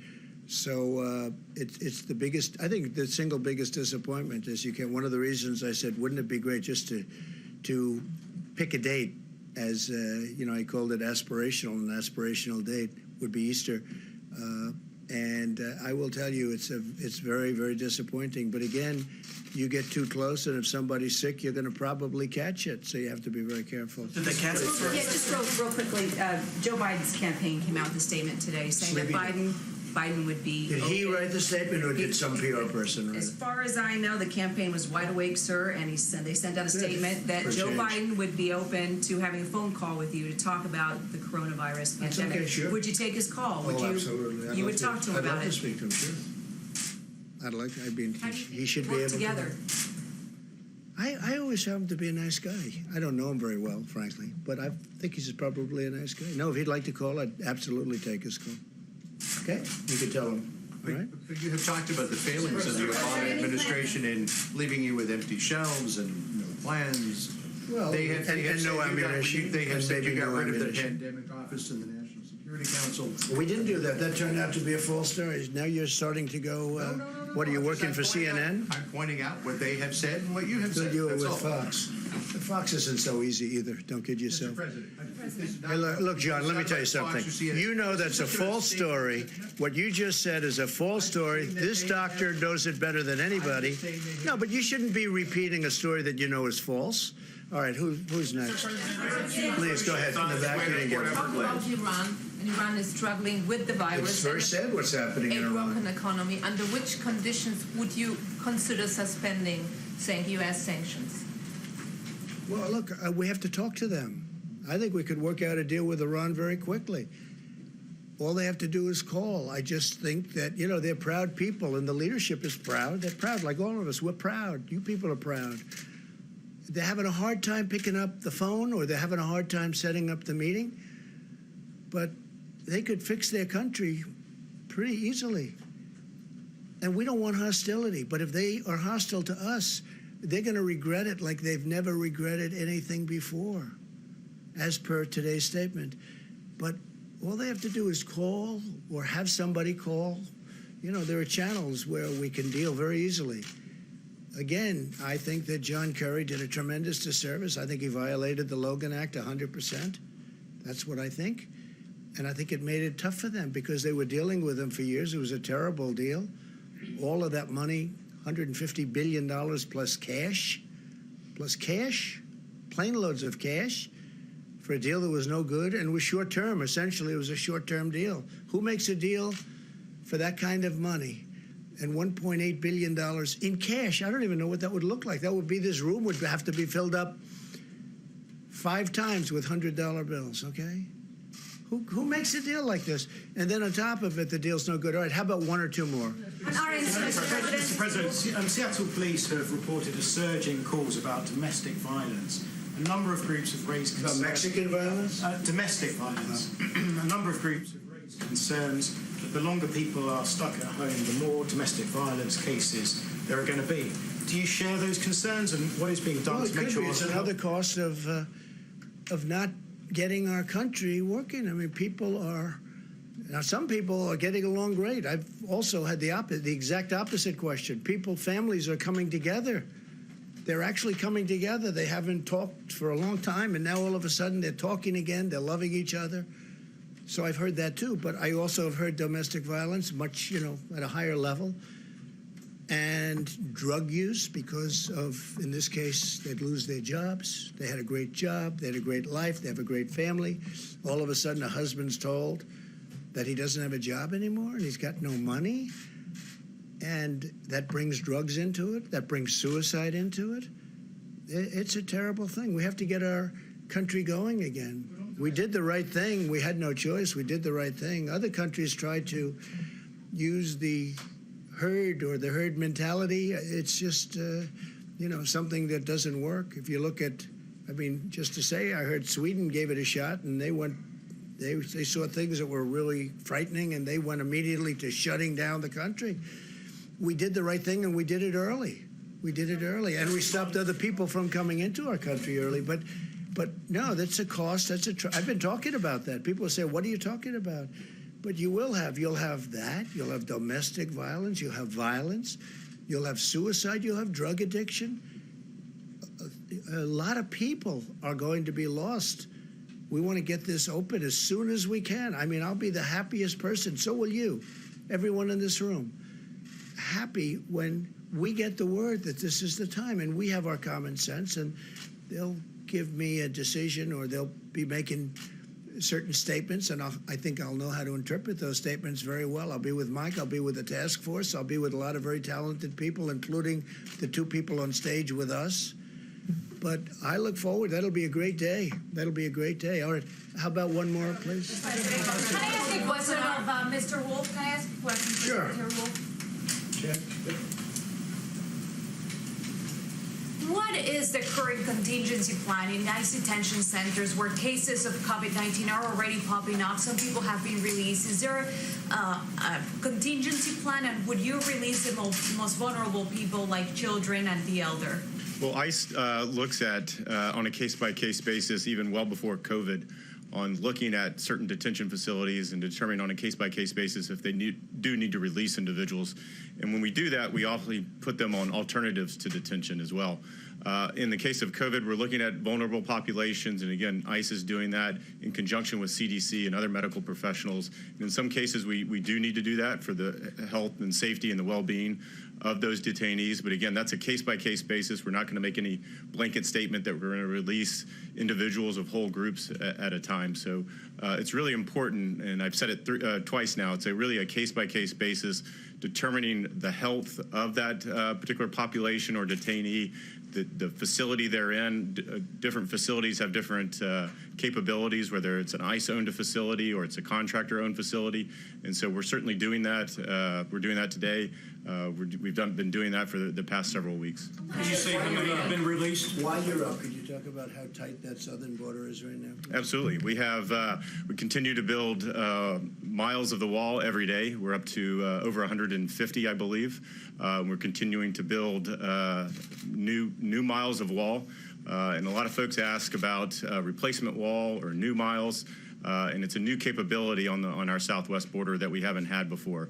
And so whether you talk to the agents, the Border Patrol agents, they like that capability, they like that impedance and denial that it provides them. And it provides the ability for those agents to focus elsewhere on parts of the border that are very difficult to patrol, so we can use our resources in a different way. And so we see a lot of benefits from the border wall system. And again, that includes not only the physical infrastructure, but the cameras, the roads, the lightings, the fiber optic cables. And we're looking forward, and we're still well on our track, well on our mark to meet 450 miles by the end of the calendar year. Yeah. What actions are you taking Mr. Wolf, can I get one more question from you while you're here? There's been concern among farmers about being able to get enough migrant labor to keep the food supply moving as we go into the harvest season. What are you doing to address that? Well, at the direction of the Vice President and the task force, we are looking at a number of different options with the H-2A workers that you mentioned on how do we either extend the validity of their visa, or looking at a couple of different options. Nothing to announce here today, but again, at the direction of the President and the Vice President, we're looking at a variety of different options that I think we will have soon, and it'll be very beneficial. What about waiving But I visa am glad restrictions you asked for- that question, because we want the farmers, they've had this for years, we want the farmers to be able to get the people that have been working those farms for years, or we're not going to have farms. So they're going to come in, and they're going to be given a certain pass, and we're going to check them very, very closely, especially over the next month. Because remember, after a month or so, I think once this passes, we're not going to have to be, hopefully, worried too much about the virus. But we want them to come in. We're not closing the border so that we can't get any of those people to come in. They've been there for years and years, and I've given the commitment to the farmers they're going to continue to come, or we're not going to have any farmers. Okay? Yeah, one more question. Who are you with, by the way? I'm with Voice of America. So what about waiving visa restrictions on immigrant Okay, doctors? who else, please? In less than 24 hours, sir, 2 ships will arrive at Port Everglades with people who are. We're looking at the 2 ships. Yeah, we have Canada notified. A lot of Canadians, a lot of British on the ship, and they're coming to take the people that are on the ship back to their homeland. Canada's coming. UK is coming, and we have we have Americans. We have some people that are quite sick, and we're taking care of that. I'm speaking with the governor about that a lot, and it's a tough situation. It's a tough situation. You know, you can understand. You have people that are sick on those ships, and states don't want to take. They have enough problems right now. They don't want to take them, but we have to, from a humane standpoint. We don't have a choice. It's like, I don't want to do that, but we have to. People are dying. So they will be let into the country. We're going to do something. We're going to do something. At a minimum, we're sending medical teams on board the ships. We're taking the Canadians off and giving them to Canadian authorities. They're going to bring them back home. The same thing with the UK. But we have to help the people. They're in big trouble, no matter where they're from. Happen to be Americans, largely Americans. But whether they were or not, I mean, they're dying. So we have to do something. And the governor knows that, too. Before being sent on? Well, we're sending a lot of them home. Yeah, we're sending a lot of them home to their countries. But we'll be doing something, and we'll be announcing it. You'll see what we're doing. But we're also putting medical staff onto the ships so that we can, we have to take care of the people. Mr. President. At the risk of getting chewed out again. No, you won't. Mr. President, the IRS is requiring people who don't normally file income tax to file a simple income tax return in order to get their $1,200 check. Is that the way it's going to be, or is there something you can do to? I had heard that. Now I don't know. Do you know that answer, Mike? IRS issued some guidance. Yeah, it sounds like it. It's I mean, not in the bill, but it's we can get back. IRS. Yeah, it's a process that they're working on. We'll get back to you as soon as we find out. All right, one more, please. Mr. President, you spoke with President Bolsonaro of Brazil today. I did. I spoke to him. According to Twitter. He's great. He's a great guy, and he's doing a wonderful job. From Brazil, spoke to him this morning, and just a very complimentary call. He's working very hard. He's got a problem with the virus. got a big problem, and we talked about it today at length. We had a call this morning, and Brazil is shut down, as you know. They weren't going to shut it down, but they had to. So Brazil is shut down. The world is shut down. Nobody's ever seen anything like this. The entire world is shut down. You go from having the most powerful economy in the world and from other countries that are doing well to being everything is shut down. It's very sad, but we're going to get it going, and we're going to be stronger than ever. I really believe that. We're going to be stronger. We're going to have a big bounce, a very big bounce when this is gone. And I just want to thank the American people. I want to thank these great professionals, and I want to thank the media, because really, for the most part, the media has been very fair. Thank you very much, everybody. Thank you, Mr. President. Thank you, Mr. President.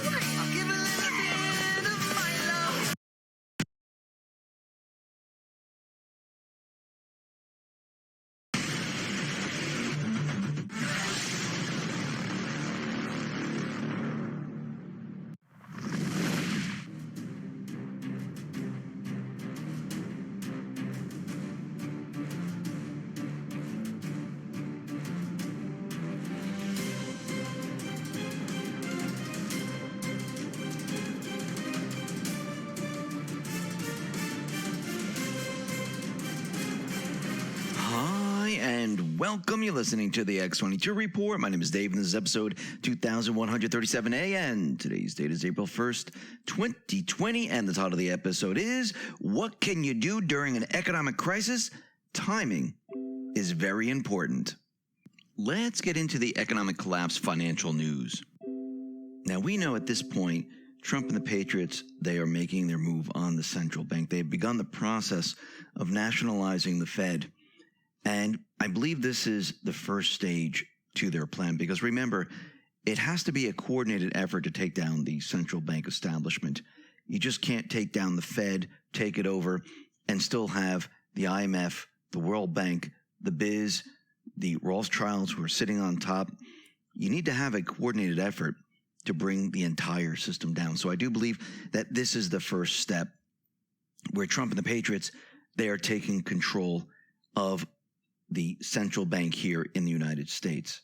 Now, does that mean they're bringing people inside of the Fed and they're throwing others out and they're taking control of it? No. What it means is they're shifting the authority, and they're trying to shift it into the Treasury. And we explained that before in other reports, but they are doing this so they can end up restructuring it, and I think in the end, audit the Fed, because that audit would then show other central banks, and probably the audit will show where all these funds have been going, who's been controlling it, and we would see all of it come out into the light once that is all done. But remember, this is the beginning stages of it. And Trump, with this event, he has the ability to turn this economy, and he is doing just that. Think about it. We're in a national emergency. He signed the Defense Production Act. He has full control of the stimulus bill. He wants an infrastructure bill. And what else is he doing? Well, he also is controlling what the manufacturers are doing. He can call them back to the country. He can have them manufacture and open plants. He has the ability to start everything up once again. And I do believe this is what's happening. He's using this economic crisis to his advantage. What else can he do? He can go to Congress now and ask for just about anything. Tax cuts, deregulation.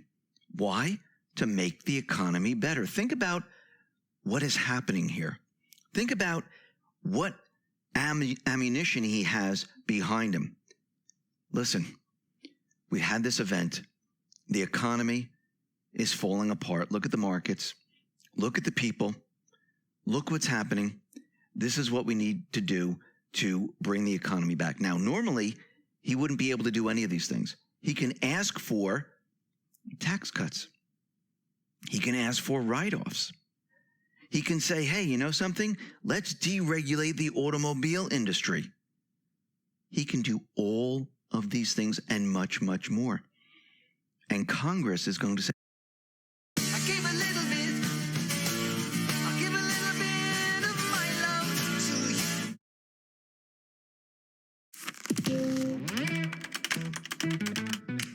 you. Hey, you.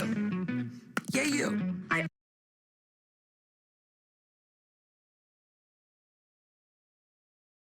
because we need to save the economy. This event allows him to do all of this. And during this event, what else do we see happening? We see the oil prices dropping. What is the dollar based on? It's based on oil. And that is continually going lower and lower. And Saudi Arabia right now, they have unleashed an oil tsunami on the world. Now, this is very interesting because Russia, they're saying they're not in talks with Saudi Arabia. Was this part of the plan to bring the oil prices way down? Actually, when you bring the oil prices way down, what happens at the gas pump? Well, the gas prices go down. If the gas prices go down, it's almost like an automatic tax cut. It puts more money into the people's pockets, right? A lot of people aren't driving to work right now. A lot of people aren't going many places right now during this event. And Trump understands that to turn this economy without hurting the people in the business now, am I saying that no one's going to get hurt? Listen, we're going through a major transition right now. We're going from a central bank establishment that is imploding, that would not be able to stay afloat for much longer, and we're moving to a new system. This was not going to be easy. Think about how large the central bank made this system. I mean, it is deep, it is far, and it is wide. It's just like the swamp. And Trump has to maneuver around this and take control of the system. And I don't think it's just him. I think he's still working with Xi Jinping, Putin, and others. I think this is a coordinated effort. But there's one phase at a time that's happening right now. And I do believe the first phase is to nationalize the Fed here in the U.S. Actually, Putin is taking control over his central bank, and he calls the shot in his country. But during this crisis, Trump has the ability to do quite a bit. Actually, he talked about cars, about deregulation. He's also talking about tax cuts. This is what he tweeted out. Congress must pass the old and very strongly proven deductibility by businesses on restaurants and entertainment. This will bring restaurants and everything related back and stronger than ever. Move quickly, they will all be saved. He is now telling Congress to save this economy. We need to do things that we normally wouldn't do. All those things that you took away, we need to bring back. We need to cut taxes. We need to deregulate to make this economy operational once again. And I do believe that he's going to get exactly what he needs. I do believe that he's going to use this event right now, as he's been doing, to mold this central bank economy and mold it into something that is usable. This is part of the transition. Because if we back up for a sec and we think about what he's doing, he's bringing the manufacturers back to the U.S. The USMCA is going into effect this spring, summer. Country after country after country is looking at the supply chains. Congress is now looking at the supply chains. The globalist model is now being ripped apart. Everyone is realizing that we can't move forward with this type of model. And now, through... Don't like it when your man takes off his ring? Get him a groove ring. Hey, ladies, we need to have a talk. Bye, Mom. Have a good day, honey. Your husband, just like mine, is taking off his wedding ring at the gym. Shocking, I know. He might as well be advertising his availability. It's the perfect storm, really. Sweat, pheromones, and your soulmate grunting loudly with no sign of commitment in sight. I just spilled coffee on my foot. Listen, no woman is gonna crash. Through this event, everyone is talking about it. And there are certain countries out in the EU that are looking to leave the EU. Just like the UK. They're watching how this all plays out. So I do believe that as we move forward, even when the event is done, the economy will still be hurting. The economy will need to be propped up. And the only way to do this is to get rid of everything they've done in the past. Now this is super fast. Without the event, without any of this, how would he get anything passed? Would Congress even listen? No. Would anyone ever look at the supply chains? No. Now, with this event, he has the ability to get a lot of what he wants. Is this going to help the central bankers? No, this is going to hurt the central bankers. Is this going to help globalism? No, this is going to hurt globalism. Is this going to help those individuals that were moving all the companies and businesses and manufacturers, changing the laws, putting up regulations? Is this going to help them? No, it's going to do the opposite of what they were trying to do. Where they were trying to destroy the economy by doing all this, he's bringing it all back, removing all of it. And I'm talking about the taxes, regulations, all at once. This is just the beginning. And as he removes all this throughout the year, the economy is going to do better and better and better. Trump and the Patriots, they are in full control of this system. Watch what happens next. Listen, everyone, thanks a lot for listening. Be well, be safe, and especially be prepared. Thanks a lot.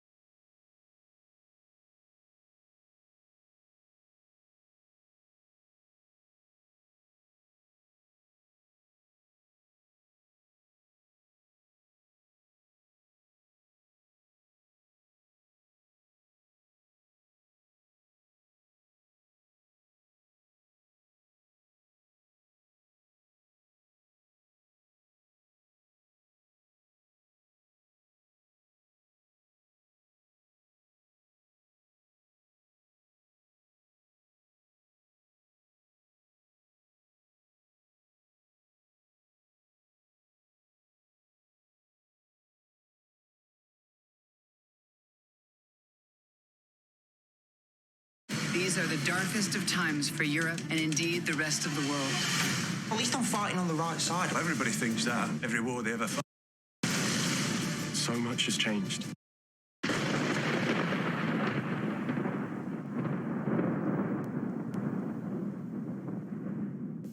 Welcome to the Electricity of Life, brought to you by the Thunderbolts Project at thunderbolts.info.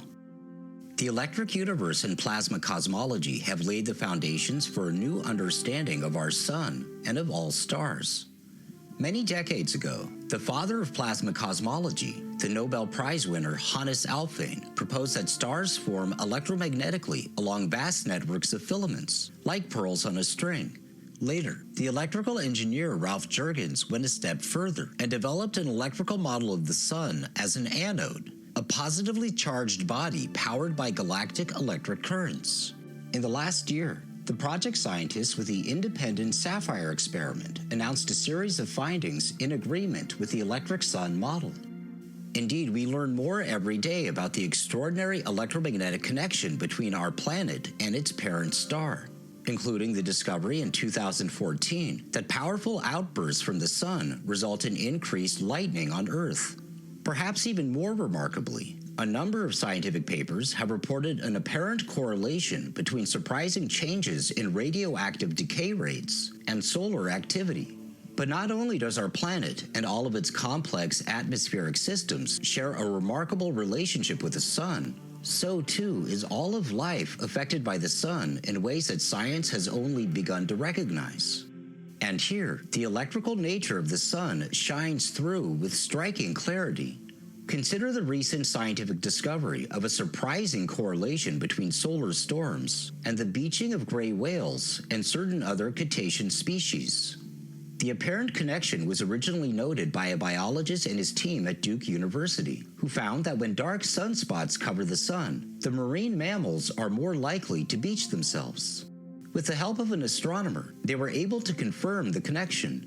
Their findings have been published in the journal Current Biology in the paper Gray Whales Strand More Often on Days with Increased Levels of Atmospheric Radio Frequency Noise. The paper's abstract states that the findings suggest, quote, the potential for magnetoreception in this species.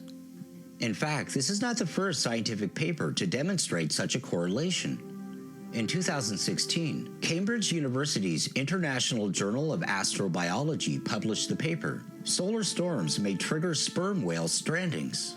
The authors state in the paper's abstract, magnetic fields can affect terrestrial life, such as migrating animals. Thus, terrestrial life is connected to astronomical interrelations between different magnetic fields, particle flows, and radiation. Whales' magnetic sense may play an important role in orientation and migration. and strandings may thus be triggered by geomagnetic storms. Of course, the concept of magnetoreception in some animals is not new. Many biologists have long proposed that the mysterious abilities of homing pigeons is resolved by the presence of magnetic particles in the pigeons' heads. This apparent magnetic sensing has also been found in other animals, perhaps surprisingly, including cattle. As reported in a study published in the Proceedings of the National Academy of Sciences, USA in 2008, we demonstrate that domestic cattle across the globe and grazing and resting red and roe deer align their body axes in roughly a north-south direction. Direct observations of roe deer revealed that animals orient their heads northward when grazing or resting. Amazingly, this ubiquitous phenomenon does not seem to have been noticed by herdsmen, ranchers, or hunters. Other species that seem sensitive to Earth's magnetic field include frogs, lobsters, snails, and perhaps most intriguingly of all, humans. While a human magnetic sense has long been a subject of interest and investigation, the most powerful scientific evidence to date came in 2019 with the publication of the paper Transduction of the Geomagnetic Field as Evidence from Alpha Band Activity in the Human Brain. In the experiment, conducted by a team of Caltech scientists, 34 subjects sat in an aluminum box which shielded them from electromagnetic noise. The box was lined with coils through which electric currents flowed, and the investigators created a magnetic field which sloped downward, similar to the geomagnetic field at the mid-latitudes of the northern hemisphere. They then rotated the field, producing a measurable change in the brain activity of nearly 1/3 of the study's participants. In an article in Science magazine, biologist Margaret Ahmad states the findings. "I'm not surprised there's an effect. There's something in a cell that is different in the presence of a magnetic field. We see this effect in human embryonic kidney cells. You're not going to convince me that an effect in brain cells is of any greater or lesser significance." And here, the great significance of the electromagnetic connection between the Sun and the Earth comes into focus.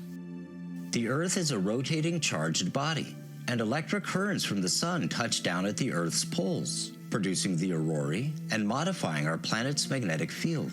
Evidence of the profound biological effects of both electric and magnetic fields increases with each passing year. So the question is, do geomagnetic events impact the physiology of human beings? Increasingly, it seems the answer is yes.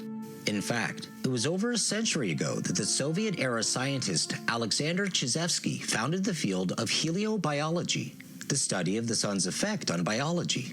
As noted in an earlier Electricity of Life by Alex Fournier, Chizevsky conducted exhaustive data analysis, which compared solar activity with prominent historical events in human society.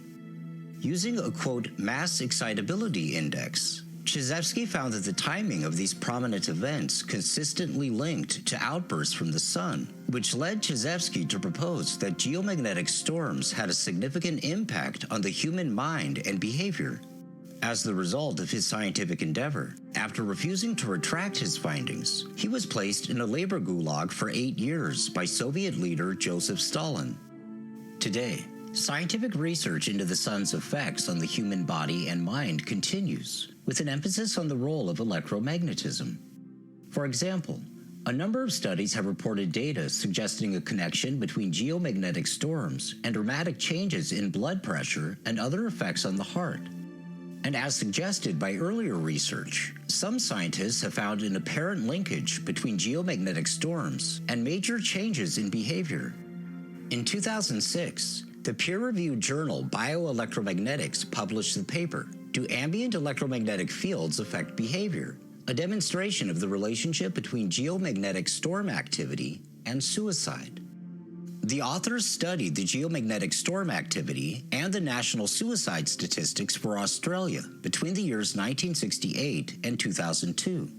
Their conclusion was that the data, quote, suggests that perturbations in ambient electromagnetic field activity impact behavior in a clinically meaningful manner. In February of 2020, another study, this time focusing on suicide statistics in Taiwan, reported similar results. Such findings might sound strange, But the purpose of this series is to explore the role of electricity in nature and biology, including the body's electrical circuitry. In fact, the connection between major health changes and geomagnetic activity might actually be predictable in light of the remarkable scientific research of our previous guest, Dr. Jerry Tennant. Dr. Tennant has proposed that many health problems are essentially the result of a disruption of the natural voltage in the body's muscles and organs. Emotions, Dr. Tennant suggests, are stored in and around our bodies in the form of magnetic fields. The treatment he's devised involves the use of other magnetic fields and scalar energy to restore the body's voltage and, quote, erase the residual effects of trauma. In describing the relationship between celestial objects and the greater cosmos, we have stated that no islands exist in our electric universe. Of course, this applies not only to astronomical objects, but to all of life. And thus, it is unsurprising that the evidence of the electrical nature of the cosmos continues to illuminate the interconnectedness of all things.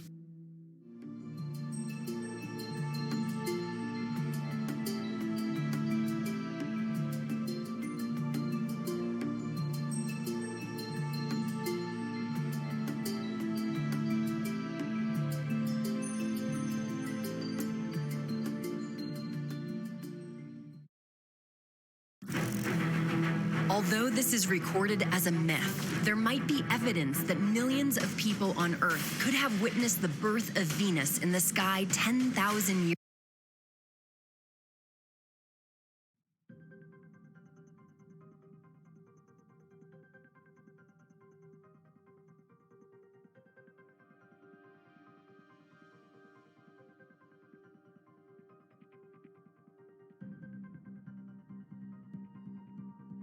I'm going to tell you the scariest true story ever told, over thousands of years, in thousands of versions with different names and minute details, but the story always ends the same way, with the next end of the world.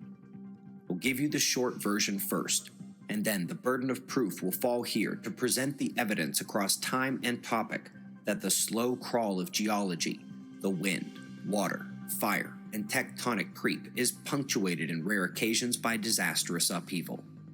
The Earth's magnetic field reverses, with dramatic excursion events sprinkled between. They can occur in less than 100 years from plunge to rock bottom. Earth's ongoing magnetic event has already been underway 150 years, into the red zone, and it is speeding up.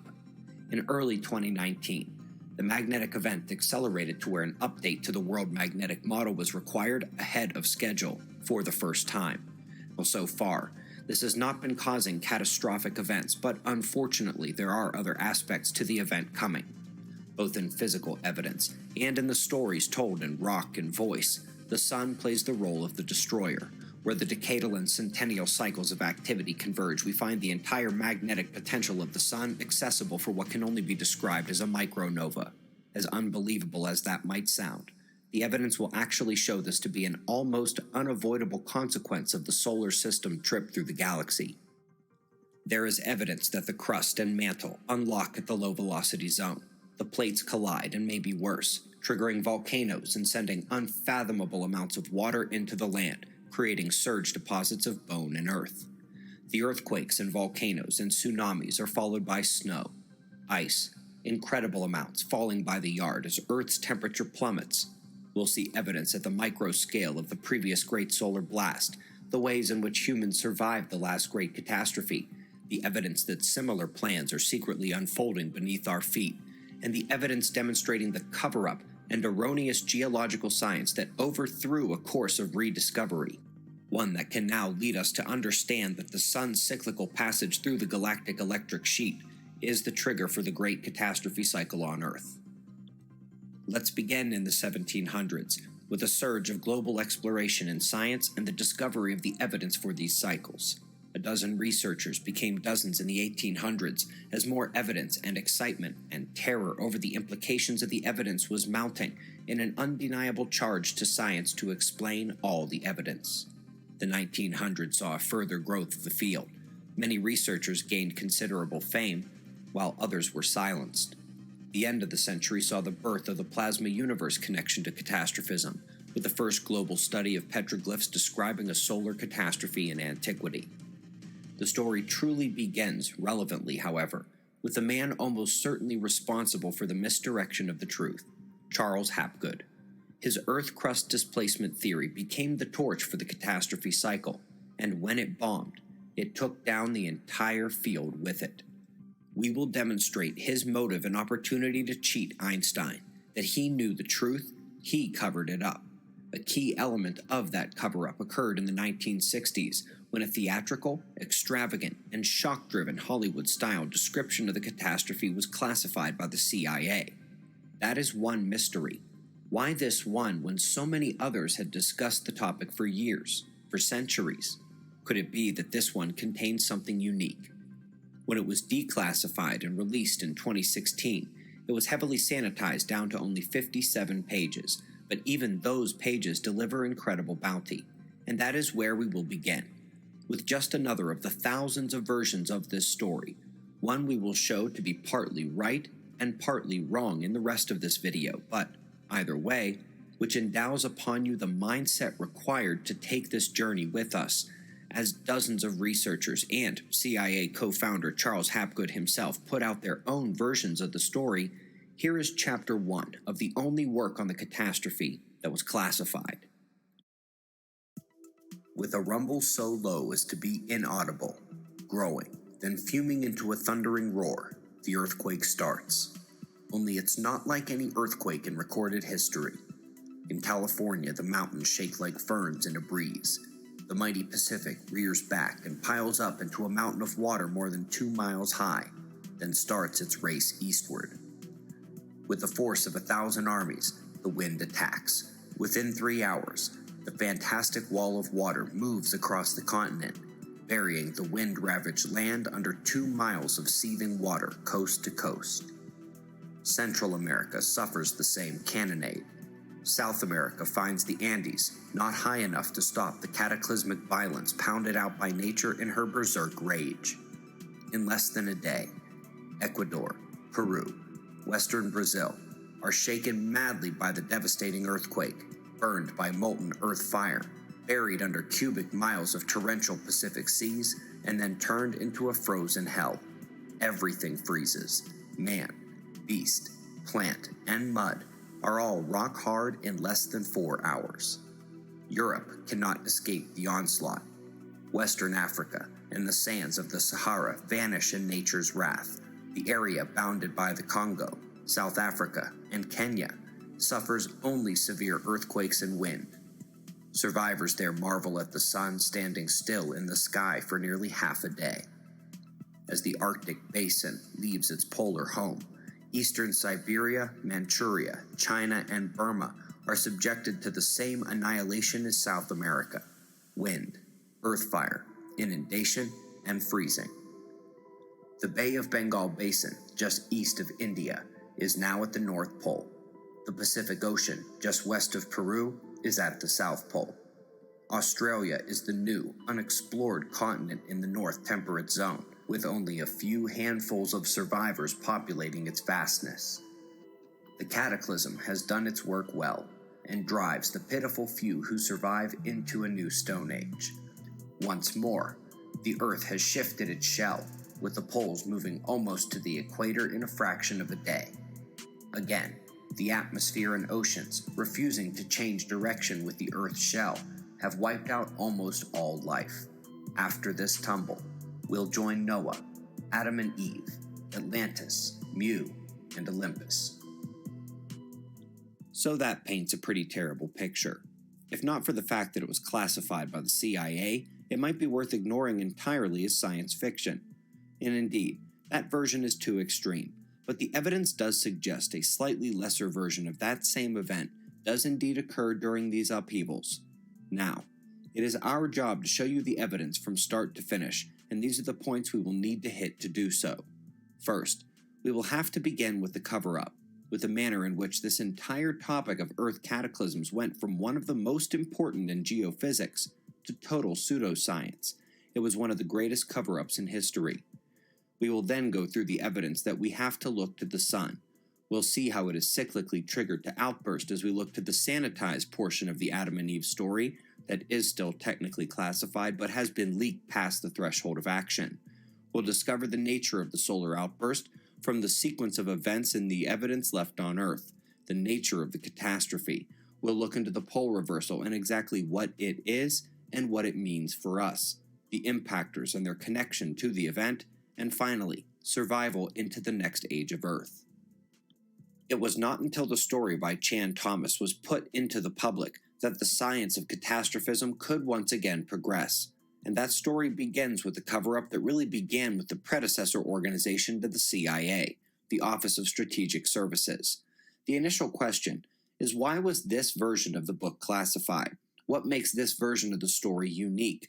Well, certainly this version of the story is quite extreme, a one-day shift of geologic proportion that sends the sea from its beds and tears the world apart.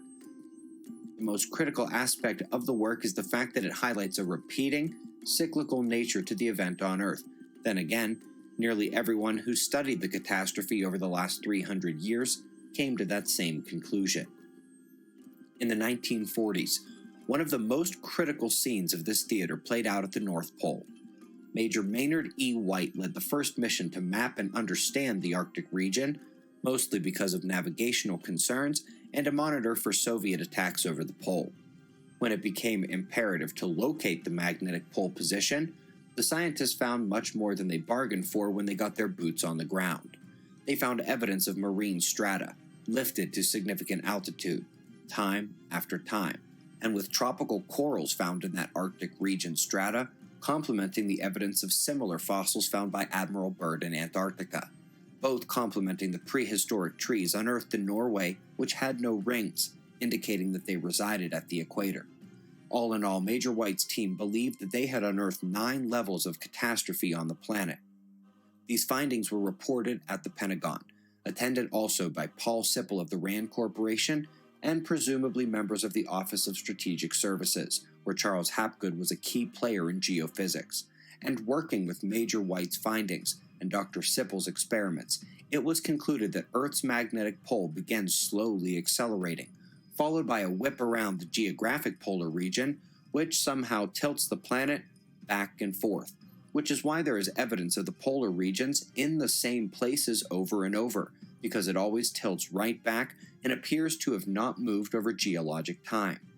They confirmed the catastrophe aspects of the new mountain range creation and ice age conditions immediately following the great event. Charles Hapgood, Paul Sipple, and the Pentagon are perhaps the most credible advocates of this 10 to 12,000 year cycle of disaster on Earth, especially when you consider what they did next. Hapgood continued his classified life while also teaching at various universities up through the late 60s. During the 50s, in the years following Major White's Arctic mission, Charles Hapgood stepped into the limelight in his public life with the famous Earth's crust displacement theory. It was a much mutated version from what we heard from Major White, where the poles do not go back and forth to the same places, the cycle is twice as long, and instead of a one-day event, it takes thousands of years to complete, and which was easily debunked by modern geophysicists, taking down the entire science of catastrophism with it. That is the famous version with the foreword written by Albert Einstein.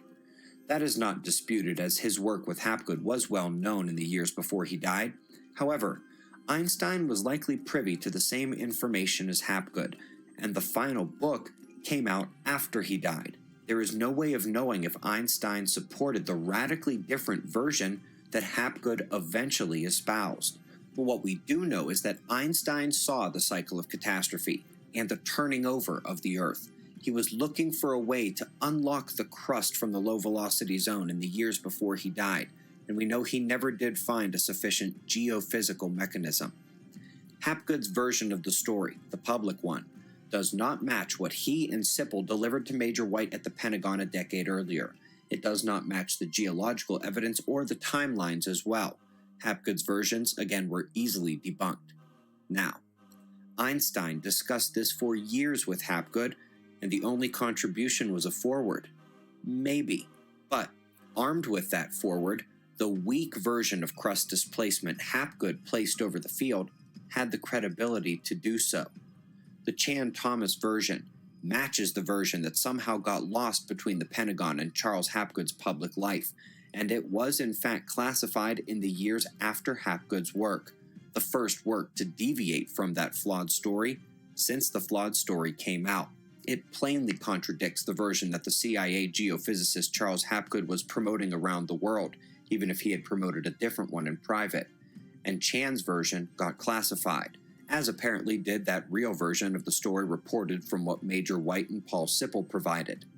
Einstein's key problem was the evidence of Greenland's tilting action, but a lack of weight in ice to pull the crust itself.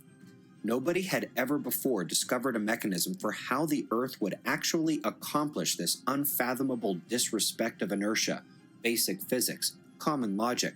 Frankly, the explanations blaming the hand of God had about as much evidence as anything else up until that point. That is, until the version Chan-Thomas tried to put out. The postlude of Chan's work was not part of the sanitized release by the CIA, but it was included in a 1993 version of the book the CIA apparently didn't feel the need to classify due to the disrepute of the field of catastrophism. Nobody cares anymore. The postlude describes the only potential mechanism for connection of all the evidence from beneath our feet out to the sun.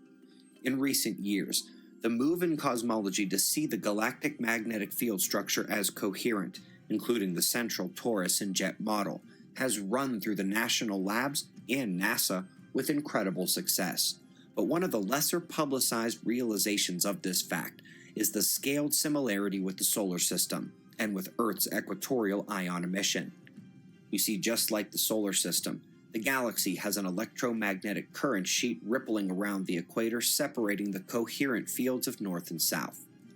Now, in our solar system, the sheet ripples, wavering around the equator, bringing a spike in ion density and a reversal of the interplanetary magnetic fields.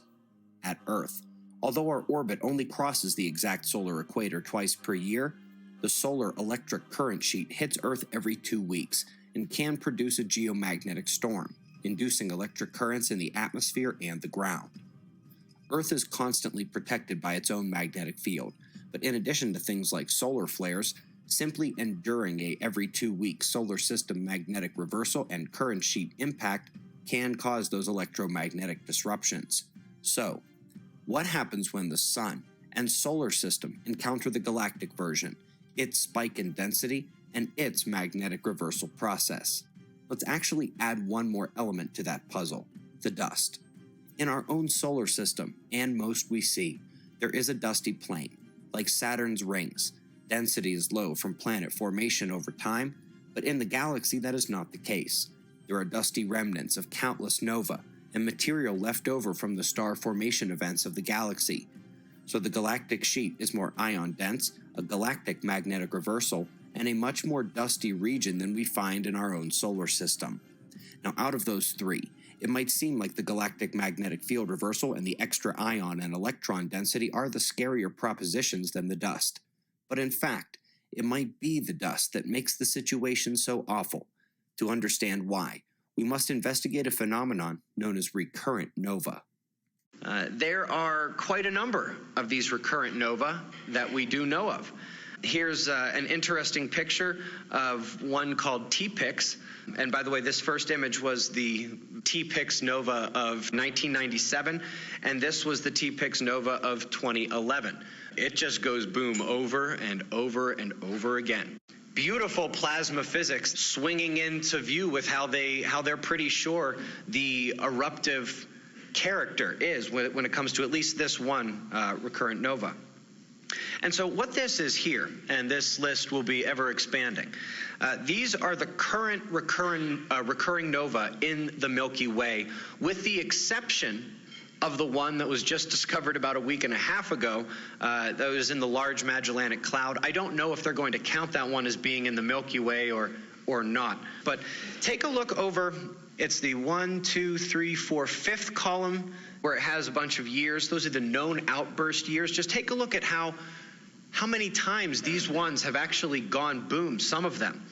All of the lectures that students are hearing right now and some of the best literature reviews on this topic that you can find very much conclude one thing on this list. It is egregiously under-inclusive. They say that our viewing of the heavens at this level is so nascent that there are almost certainly supernova that we have seen that aren't supernova, that we will see them go boom again, and they will make this list. They believe that there are many with hundreds to thousands of year cycles that we simply have not seen go boom even once. And when we do, we'll have no idea it's a recurrent nova for hundreds to thousands of years more. And so, come to ask what the trigger mechanism is. And it is currently thought to be close-in binaries that is feeding material down onto one of the other stars and basically causes a thermonuclear explosion on the surface. There is no doubt that some recurrent nova are binaries feeding material down onto their partners, exploding in dramatic fashion. But this has implications for stars with dusty encounters on their way through the galaxy. Apart from dusty filaments and gaseous clouds, the central current sheet is going to have a higher dust density coinciding with the extra energetic particles. This is due to the same mechanism that allows a static duster to work in your home. That electric field is going to contain a surplus of that dusty material, and indeed, we're learning that the dust content overall may be much greater than we realized. The same mechanism described for recurrent nova binaries works on some level for these stellar dusty encounters, except with the current sheet, we also have a surplus of electromagnetic particles as well, all during a galactic magnetic field reversal. The proposal for what that could mean for a sun that is known to have the ability to produce rare superflare-type outbursts already is something close to the stories of our ancestors insisting the sun has a dark side. Why did this all kick off when they came back from the moon? It's because while probably 90%, maybe more, of the glass on the moon is from meteoritic impact or from volcanism on the moon, probably, there is unquestionably these classes of glasses that are not from volcanoes and that are not from meteorite impacts, specifically the ones that have aluminum-26. The relativistic temperature required for that would require a meteor that to hit the moon big enough such that we would no longer have a moon. Many astronomers, physicists have hypothesized that at one time there was an immense solar outburst from the sun, maybe 100,000 times what it is right now. Tommy Gold was one of the first to suggest this hypothesis, and it has been followed up by other people. So many physicists, many astronomers believe that in the past, millennia ago, there was an intense solar outburst, and so I'm going to pursue that. One that I have been focused on lately has been the antediluvian, the so-called biblical flood, if you will. On average, about every 10,000 years, you can expect a catastrophe to happen. For the most part, the civilization is wiped out. It's a horrendous catastrophe. It wipes out a pre-existing civilization and most of the people on Earth. And so we must start anew. Through decades of searching the world collaborations with amazing observers like John McGovern, Herat has amassed the most extensive data set of petroglyph representation of global solar storms, and the most famous of those is the Stickman, which is not amazing by itself, but those dots on each side, found around the world from the exact same time periods, is indicative of shared experience, and the plasma formation called a Z-pinch seems to fit the description of both the drawings and the physics of a solar disaster. There's two events happening here. When the sun novas, the heat from that nova and also cosmic rays, we get within 8 minutes of when the sun novas. Now remember, for another 17 to 18 hours, that dust shell is still on the way. It hasn't hit until, I estimate, 17 to 18 hours after the nova. So the first thing happens is the surface is going to get melted and glazed. Ironically, the Torah winds up saying, the moon turned red. Well, yeah, it turned red. It just got baked and melted. That's the glazing that Thomas Gold and others had noticed all around the place. Then the dust shell hit 17, 18 hours later. Several assumptions. One, You can't assume that this dust shell is homogeneous because the evidence we've seen both on the Earth and on the Moon, they have the different samples they brought back from Apollo 11, 16, 17, and a few others. They had different chemical compositions. The same stuff they found in the South Pole and other places on the Earth. So when they say it impacts like another meteor, remember, these scientists can't think in terms of the sun noving. What I'm trying to tell everybody, this is not an easy process that happens. It's a complicated one. It's not just the sun. It's not just that the Earth stops its rotation and the oceans keep going. It's also the crust of the Earth, just like the oceans, are going to start banging up against each other. So after the moon gets glazed by and melted by the sun's nova, 70, 80 hours later, the dust shell comes and puts a fresh new load of dust on top of it. I mean, they're grasping for straws because they don't know where else or how else to explain it. Here they get a sample, matter in their hand, and they got a bunch of holes in it. A lot of the samples they're getting from Antarctica and other places, they don't know to try to get the fission tracks. Look for fission tracks. The stuff that came back from the moon in 69 and through the 70s, they were smart enough to look for fission tracks, and they found plenty of them. In fact, all the glass bead, almost all the glass bead I know of, had fission tracks in it, and about 5 or 6 different radioactive elements. Aluminum 26, beryllium-10, a bunch of them, that could only have been formed from a stellar nova. You know, you have to have relativistic temperatures. I don't know what this is, John, here at me, Houston, but I'm going to pick it up because anything that stares at you, you better pick up.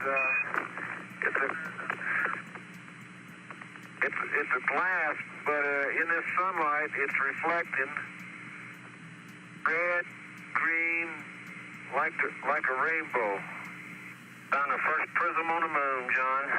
Something like that. 10 rock frags, a couple of which are, one of which is some interesting black glass along the sides of it. Another which is covered with black glass, and many little glass beads all over the place here, John. Oh, boy. That was one of those structures that's all included with glass. Okay. Yeah, so those glass fracture sets. I think the after on this one will be pretty interesting. Here's a rock with glass splatter all over its body. Hey, Tony, I just picked up one that is in bag 15 that has a black matrix, bluish black matrix with lap-like either clast or phenocryst in it. And it's right behind the limb here. I don't know whether that's what we're looking for or not. Okay, that sounds good, Charlie. This seems to be one of the main reasons. In fact, all these missions talk about this. They talk about this glass splatter and these glass debris samples they're picking up on the moon, which makes me believe that they were up there looking for glass splatters. They were looking for evidence of solar effects on the moon. And I think that the Chinese went up there on the far side of the moon to do exactly the same thing. You do that in West Texas and you get a rattlesnake. Here you get permanently shattered soil. How about rolling that one over? No way. Whitish to gray with a lot of zap pits in it. Those are zap pits, huh? Yeah. In fact, Tony, the whole area, there's a lot of this rock. There's a lot of this rock here. These are interesting because they had a glazed surface on top, the 64455 sample. There was this glazed top on it, and then in another part of that sample, there were all these pellet shots in it. I think it's a very, very strong evidence path that our sun has a micronova event in a very regular period of time, and that we're seeing these samples on the moon as evidence of these events. A consistency of reports from around the world of catastrophes that are amazingly similar. But a lot of people thought it's just what people dream up when they have a lot of time or they're dreaming or whatever. It's just stuff that people naturally come up with. Velikovsky thought it was catastrophes that people witnessed and remembered as very different. what's called the 4 o'clock rapids, 56 concentric. Actually, it's less than that, because these have started to undergo rotation. Here's one on the Navajo Reservation, Bronze Shield, 3rd millennium, Middle East. This is a 56 ray from Kazakhstan. Somebody locked the doors because at this point people are going to start escaping, but this is a 56 ray circle axis mundi from China.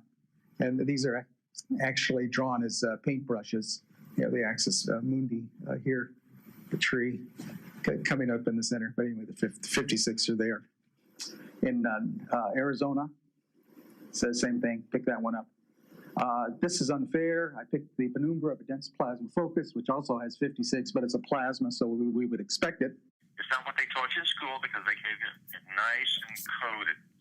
But again, remember, the people in the U.S. government who saw the sun flare up and get the information back from the moon when we brought the stuff back, they were mostly scared. The sun does something terrible. They didn't know when. They felt they had no power to change it. See, our tools have shown us things that they couldn't have possibly seen 50 and 70 years ago. Dome ceiling, 5th Street Church, Seattle. This is very close to the Forbidden City of China ceiling picture. These ceiling pictures show up, and they generally have 56. This is brand new. This is the Grand Atrium in Saudi Arabia, which is brand new. And again, they didn't draw it circular, but they certainly put 8x7 panels of light around here, as well as some structure in the center. That's Neolithic stone ruins. So there are 56 Birkeland filaments in our intense aurora that happened perhaps 4 millennia ago. And so, Thomas Gold, Bradley Schaefer, Anthony Peratt, Robert Schoch, August Dunning, Douglas Vogt, myself, and literally everybody in the Astronomical Society of Japan, at very, very least, can say that the Carrington event is probably nowhere near as big as the sun can go. The voices from the past supporting this argument come from the Maya, the Aztec, stories in India, China, pagan stories, Aboriginal, African, Polynesian, and those in the Middle East, many of which are recorded in the Bible. During that time, the tunnels were built. During that time, the petroglyphs were carved that blame the sun. Some of the stories actually survived from the pagans of Ragnarok. And this is something that I don't think anyone who studies the sun on long-term scales should really ignore if we're looking to answer the question of what can the sun do to the earth? Because it's one thing to look back at our ancestors and the stories they tell and say, you know what? You guys did a pretty good job inventing geometry, philosophy, architecture, but we're going to just take your most important stories and just going to pretend that you guys are crazy and made them up. That's one giant leap, especially when they could predict eclipses. When somebody wants to build a lander that's going to go onto the moon or it's going to go onto Mars, they have to get as realistic conditions as possible, right? One of the places they get this stuff is the Exolith Lab in Central Florida. We got a bunch of their soils, and we have a bunch here, but you guys remember, we've got a plasma lab, don't we, down in Georgia.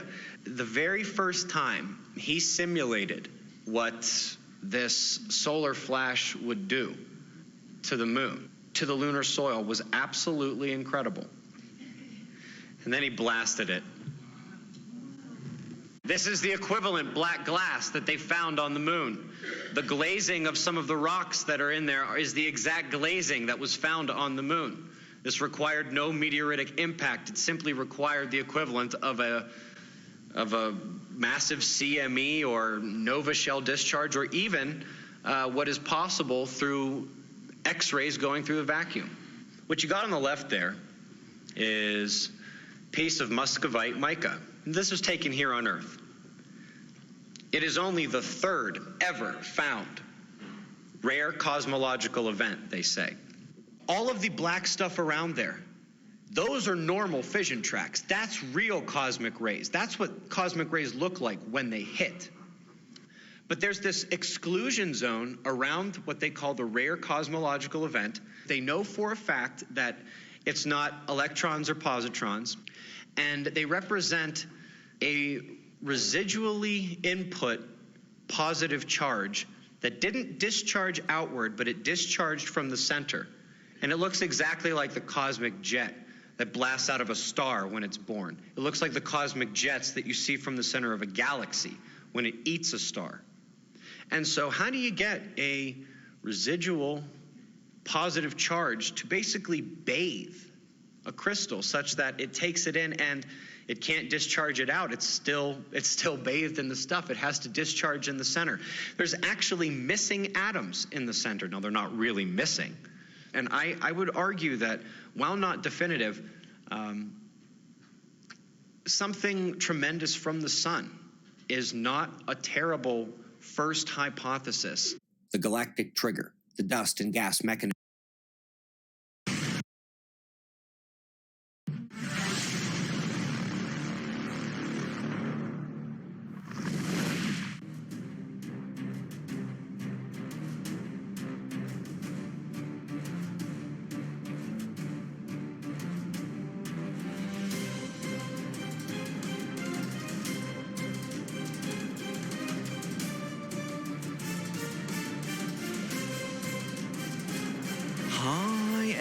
Welcome. You're listening to the X22 Report. My name is Dave, and this is episode 2137B, and today's date is April 1st, 2020, and the title of the episode is Night and Day, The Children Save the Best for Last. Let's get into the economic collapse, political and geopolitical news. Now, we know the deep state, they're going to be pushing this event to the very end. First of all, the deep state, they're not going to deviate from their script. They were given a script, the mainstream media was given a script, and they have to play it all out no matter what. Yes, they're going to try to stop Trump. I mean, think about it. When he mentioned hydroxychloroquine, what did they do? They went crazy. And now the FDA approved it for emergency use. Actually, we're starting to see things change a little bit. We'll be talking about that a little bit later. But if you notice, these individuals, they're still trying to push their same agenda. And if you notice, these individuals, what are they doing? They're trying to push vote by mail. Why? Because they understand and they know that this is the only chance they have. They can manipulate vote by mail. Remember, Trump and the Patriots, they are blocking all the exits and entrances. They stop the flow of illegals. They can't manipulate the vote. They are trapped right now. So they're moving forward with this event to try to push fear, panic, chaos. And they want this event going as long as possible. Is this going to work? No. Trump and the Patriots, they already knew the deep state playbook. They already knew what they were up to. And they're just letting them do what they do best. They're exposing all of them. I mean, what recently came out? The Pfizer report showing that they didn't follow the Woods procedures. So if you really think about it, the Department of Justice Pfizer report contradicts the claims by the Dems, the mainstream media, that surveillance rules were strictly observed. They were not. Remember, they've been telling us, no, they were strictly observed. They followed all the rules. And now we see the Pfizer report is telling us the opposite. So then we have to think, well, if they weren't following all the rules and these were obtained illegally, what about the impeachment that they were when they were going after Trump? What about everything that started with Mueller? All of this stuff, going all the way back in time, is null and void. Very interesting. But the deep state, they're not going to give up because, remember, they're fighting for their lives. They're going to do whatever they have to get through this, to try to stop Trump and the Patriots.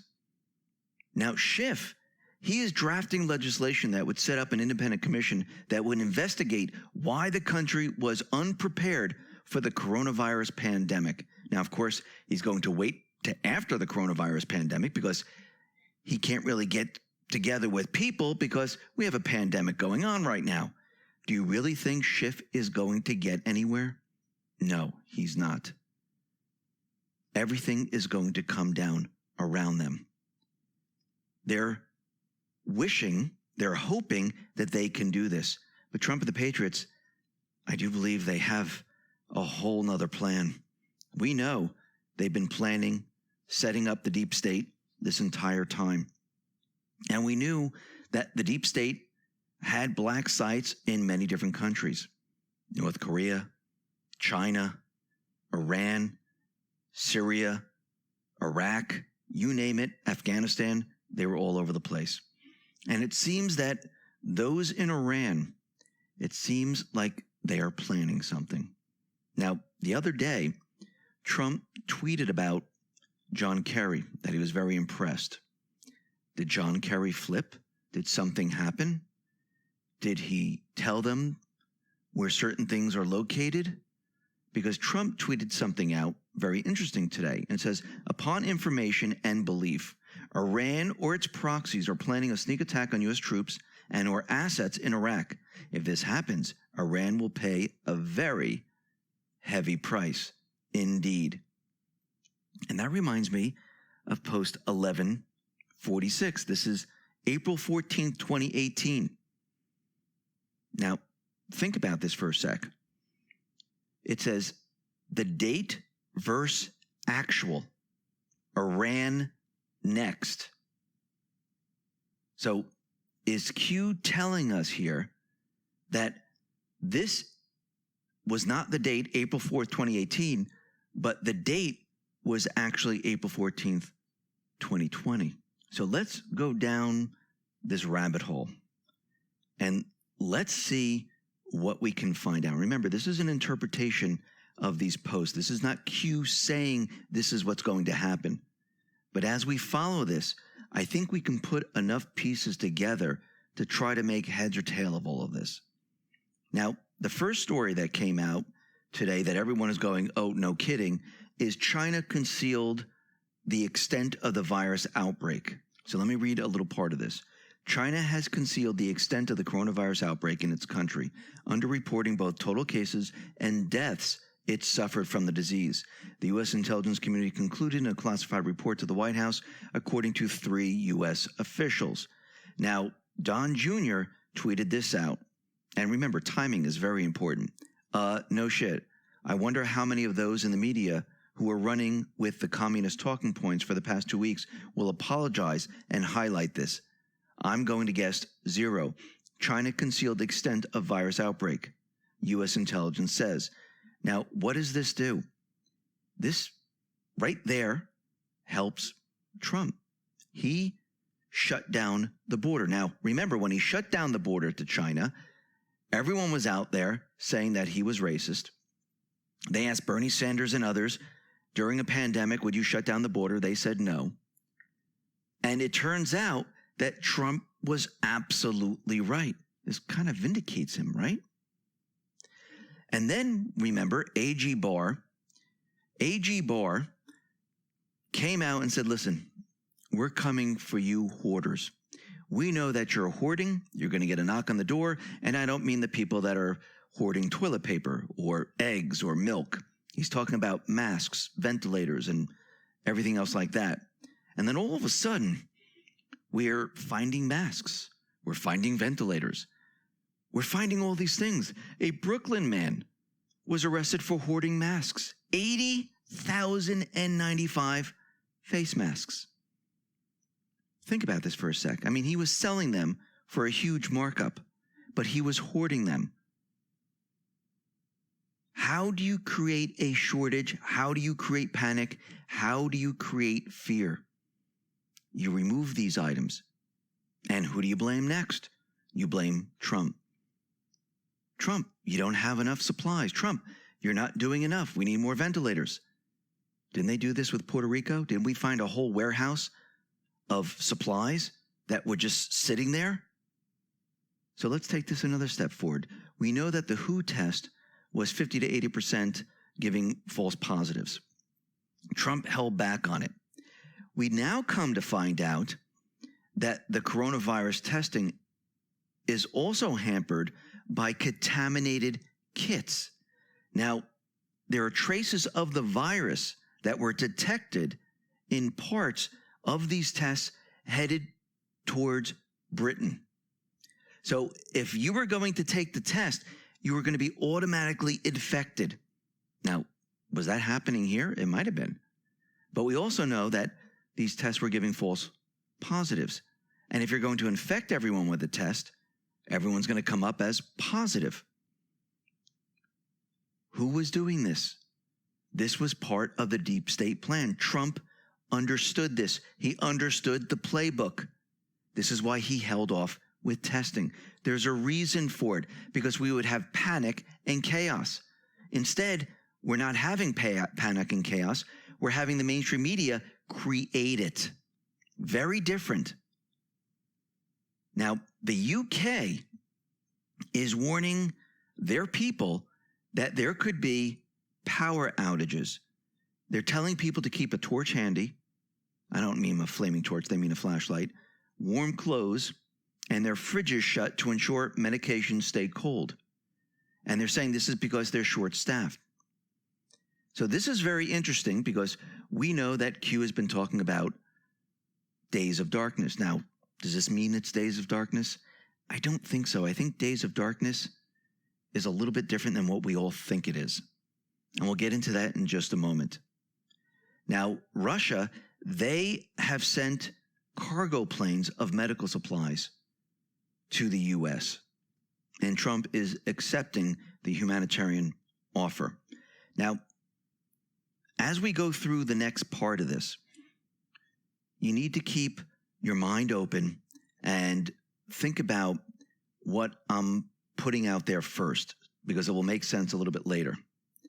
So in San Diego, a tunnel task force, they uncovered a sophisticated cross-border drug tunnel under the U.S.-Mexico border. And they seized around 4,400 pounds of illicit drugs. Now, these tunnels, they were very advanced. Looks like they had train tracks. And let me read part of this. Federal agents on the San Diego Tunnel Task Force uncovered a sophisticated drug smuggling tunnel on March 19th, which extends under the United States-Mexico border to a warehouse in a commercial complex in the Otay Mesa area of San Diego. The discovery of the tunnel resulted from an ongoing investigation by members of the San Diego Tunnel Task Force, which included U.S. Immigration and Customs Enforcement, Homeland Security Investigations, U.S. Border Patrol, the Drug Enforcement, and the rest. So they found this sophisticated tunnel that ran from Mexico to the U.S. into a warehouse. And they were smuggling drugs. What else could they smuggle through this? Maybe other things. But let me continue. Now, 2 years ago, the Army, they spent $500 million to train soldiers to fight underground. Now, that's very interesting. So they found some tunnels that were very advanced, and now we have the Army training underground. So for this new type of warfare, infantry units will need to know how to effectively navigate, communicate, breach heavy obstacles, attack enemy forces in underground mazes ranging from confined corridors to tunnels as wide as residential streets. Soldiers will need new equipment and training to operate in conditions such as complete darkness, bad air, lack of air, and they're going to have to take cover from enemy fire in areas that challenge the standard Army communications equipment. So they've been training to fight underground. Why? Why have they been training to do this? They, in the picture that they show in this, they even have an oxygen sensor robot that goes ahead to see if there is oxygen in the tunnels or how low the oxygen is. Now, that's very interesting. So at this point, I want you to take a listen to what Trump said, because he's telling us that the next 2 weeks are going to be very, very painful. Take a listen to what Trump says. I want every American to be prepared for the hard days that lie ahead. We're going to go through a very tough 2 weeks. And then hopefully as the experts are predicting, as I think a lot of us are predicting after having studied it so hard, you're going to start seeing some real light at the end of the tunnel. But this is going to be a very painful, very, very painful 2 weeks. When you look and see at night the kind of death that's been caused by this invisible enemy, it's incredible. I was watching last night Governor Murphy of New Jersey say 29 people died today, meaning yesterday, and others talking about numbers far greater. But you get to know a state. I know New Jersey so well, and you hear 29 people, and hundreds in other locations, hundreds in other states. And this is going to be a rough 2-week period. As a nation, we face a difficult few weeks as we approach that really important day when we're going to see things get better all of a sudden. And it's going to be like a burst of light, I really think and I hope. Our strength will be tested and our endurance will be tried. But America will answer with love and courage and ironclad resolve. This is the time for all Americans to come together and do our part. If you listen to what he said these next 2 weeks are going to be very, very painful, but we're going to have a bright light at the end of this, and it's all going to end. Now, that's very, very interesting. He said some other things, but we'll get into that in a little bit. Now, remember what he said here, the next 2 weeks. And I'm not saying I'm predicting that it's all going to happen. You're going to see mass arrests. Everyone's going to be taken away. For some reason, I think something else is going on here. And it might make sense to everyone as I go through this.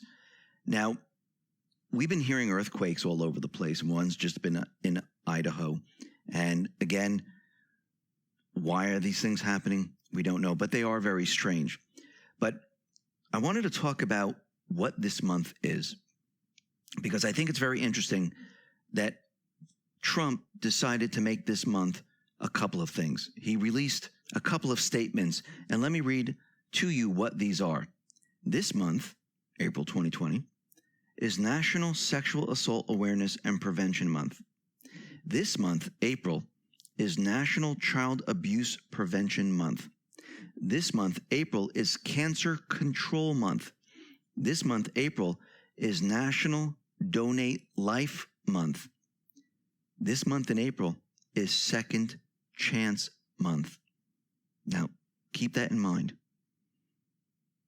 This is what he's just done. And think about the different statements he put out there. So if this is Child Abuse Prevention Month and Sexual Assault Awareness Month and Prevention Month, let's go back to some of Q's posts. This is post 3422.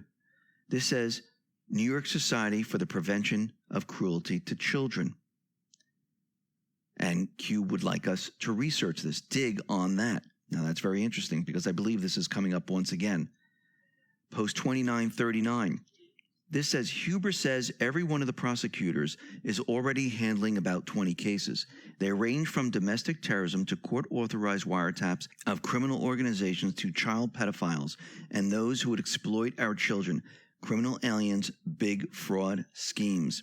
Then we go to post 2872. This is February 22nd, 2019. This is about the Hillary Clinton Foundation Crimes Against Children and Anthony Weiner's laptop. Post 2365 gives us a picture of Fox News, Clinton Foundation, and crimes against children. So think about what Q has been telling us all along. It's children, it's pedophiles, it's human trafficking. Post 1964. This is August 28th, 2018. Patriots are dying to defend this great country and the freedom she provides. Children are being kidnapped, tortured, raped, and sacrificed in the name of pure evil. Stay the course. We are fighting a deeply entrenched enemy. Fighting a deeply entrenched enemy. Could that be underground? So pure evil is about to be exposed to the world. And then we have to think, why are hospitals being prepped? When we look around, is the coronavirus that bad? Why all of a sudden in these next 2 weeks, Why is Trump telling us that it's going to be very painful for the American people? But he believes it's going to be over very, very quickly with a bright light, and the country is going to have to come together. Why do we need all these ventilators? I mean, when everyone's looking around Central Park, and there's no patients there. Actually, on the Mercy and the Comfort, they're not taking patients until next week, and they're not COVID-19 patients. There are individuals that don't have COVID-19, and they'll be taking around 50 a day. Keep that in mind.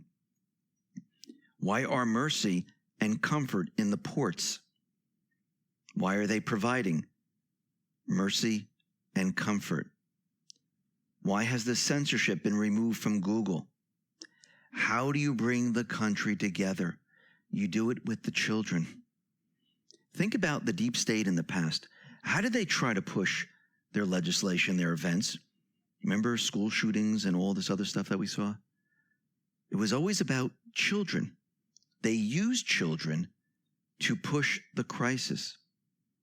What happens if the patriots are using children to bring the country together? Because this is common among everyone. Nobody wants the children hurt. And when you see children hurt, you both agree on it. So tunnels are dark. A lot of the tunnels have low oxygen. Masks will be needed. Ventilators will be needed. Mercy and Comfort, they're going to receive approximately 50 children a day for the next 2 weeks. Plus, all the other setups around the country, they're going to receive, most likely, the children. The children will receive Mercy and Comfort. The medical supplies, I don't think is for COVID-19. I think the ventilators, the breathing systems, the masks, the cots, the sheets, the beds, all that you're seeing, this is for them.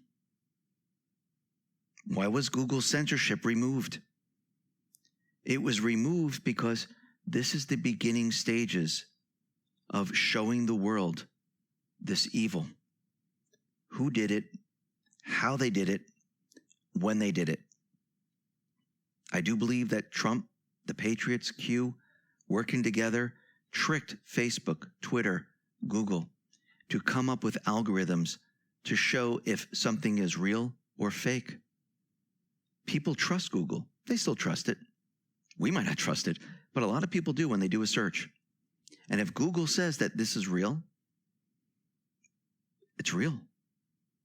Because I know the censorship hasn't come down on Twitter. It hasn't really come down on Facebook. But people do their searches on Google. And they're going to find this information. This is the awakening. This is how you bring people together. This is how you show evil. People are going to search. They're going to verify it on their own. People will be united under the children. People will see the true evil. This is why Trump said he would like the churches to be open so people can come together. Because if you listen to what Trump said, it's going to be very painful for this country.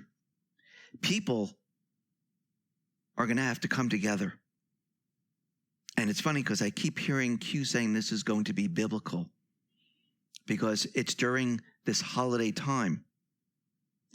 Now, what's very interesting, people say, well, what about what's going on outside? What about COVID-19? Yes, I do believe COVID-19 is like the flu. And I believe the mainstream media took this and they made this crisis, this panic, this fear out of nothing. And this is why Trump started the narrative in the very beginning about hydroxychloroquine. And this is why the mainstream media tried to bash him. This is why we had the governors saying, oh, no, we're not releasing this stuff. We're going to go after anyone that has it or prescribing it. Then the FDA came out and said you can use it for emergency uses. How do you remove panic and fear? You give the people a cure. during this period of time, I have a funny feeling that the FDA is going to come out and say they've run their tests. This can be used to cure coronavirus. Now, what's very interesting, out of the New York Times, they're already projecting this. At one second, they're against it. The next, they come out with malaria drug helps virus patients improve in small study. And this is what it says.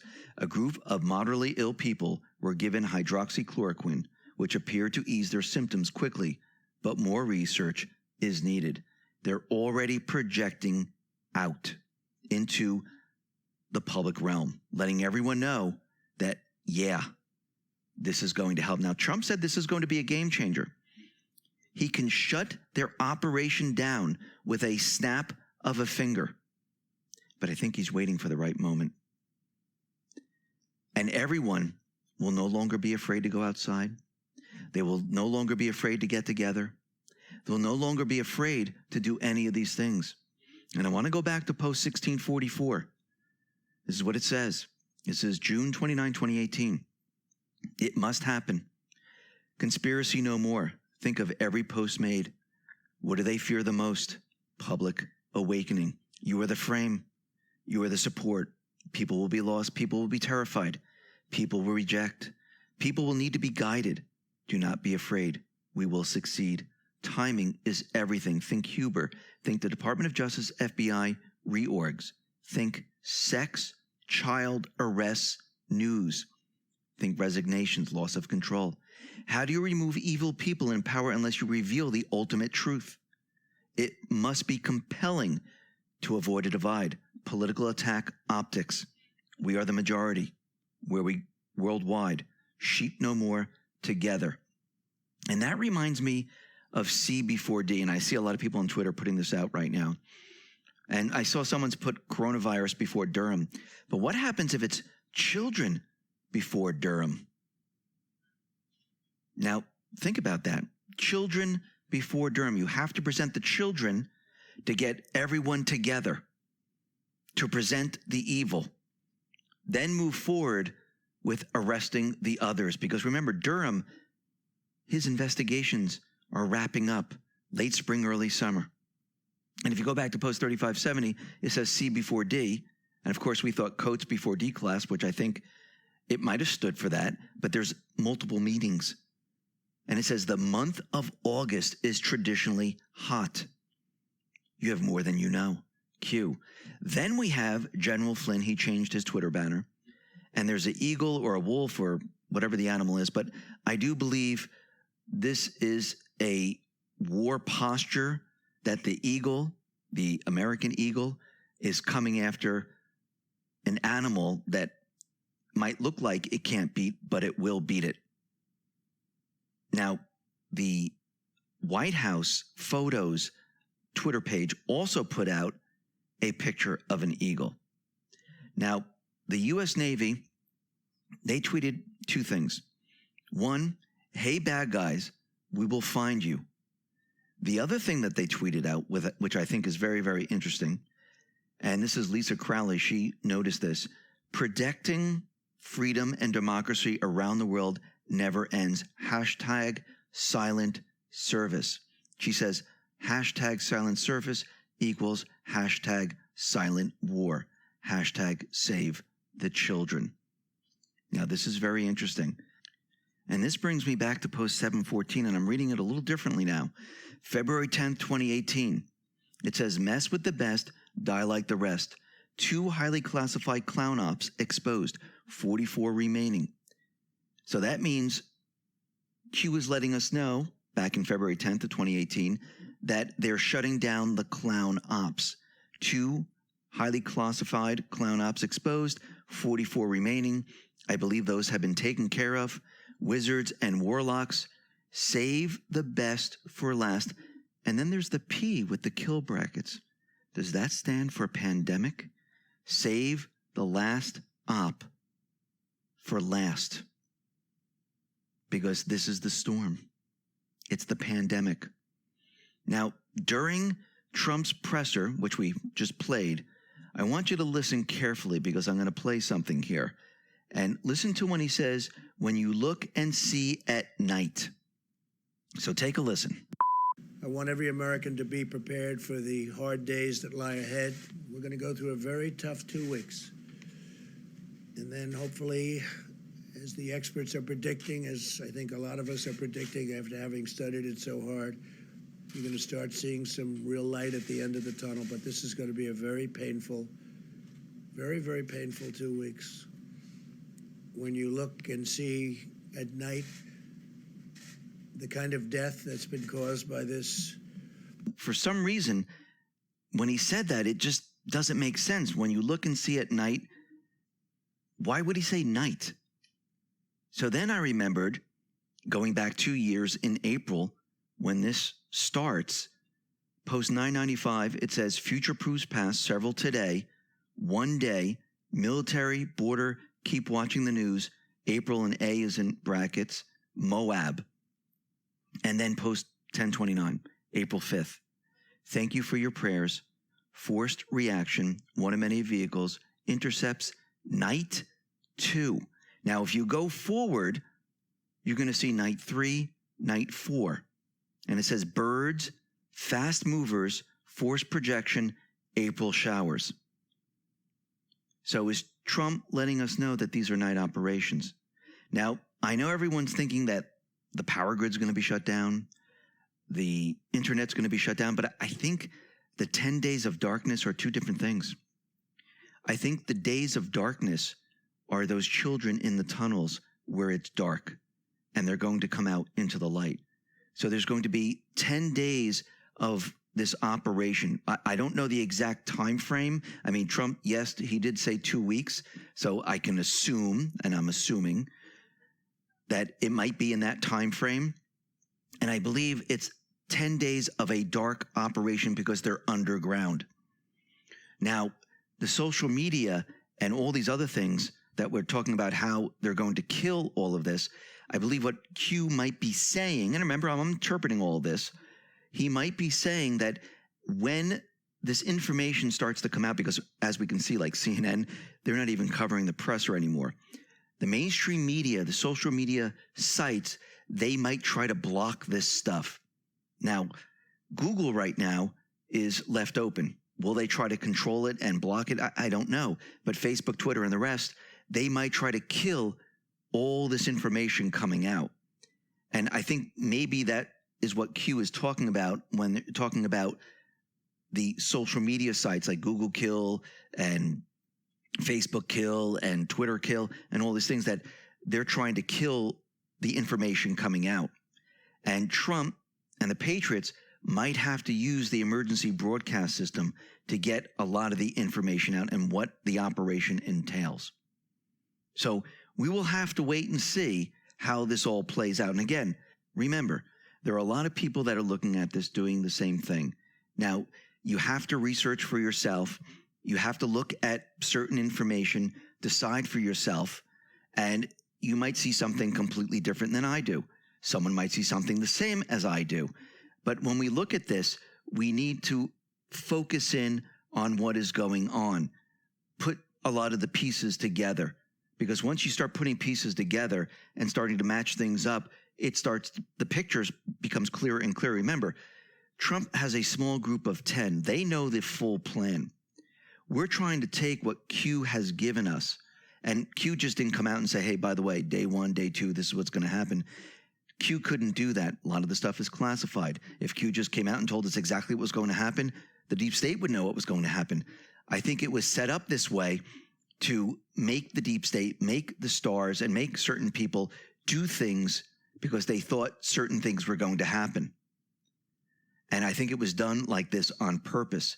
And this is why they keep telling us, dig, dig, dig. Everything has meaning. Dates aren't actual. They might be other dates. So we can put all of this together when the time came. And I do believe we're in this time. Listen, everyone, thanks a lot for listening. Be well, be safe, and especially be prepared. Thanks a lot.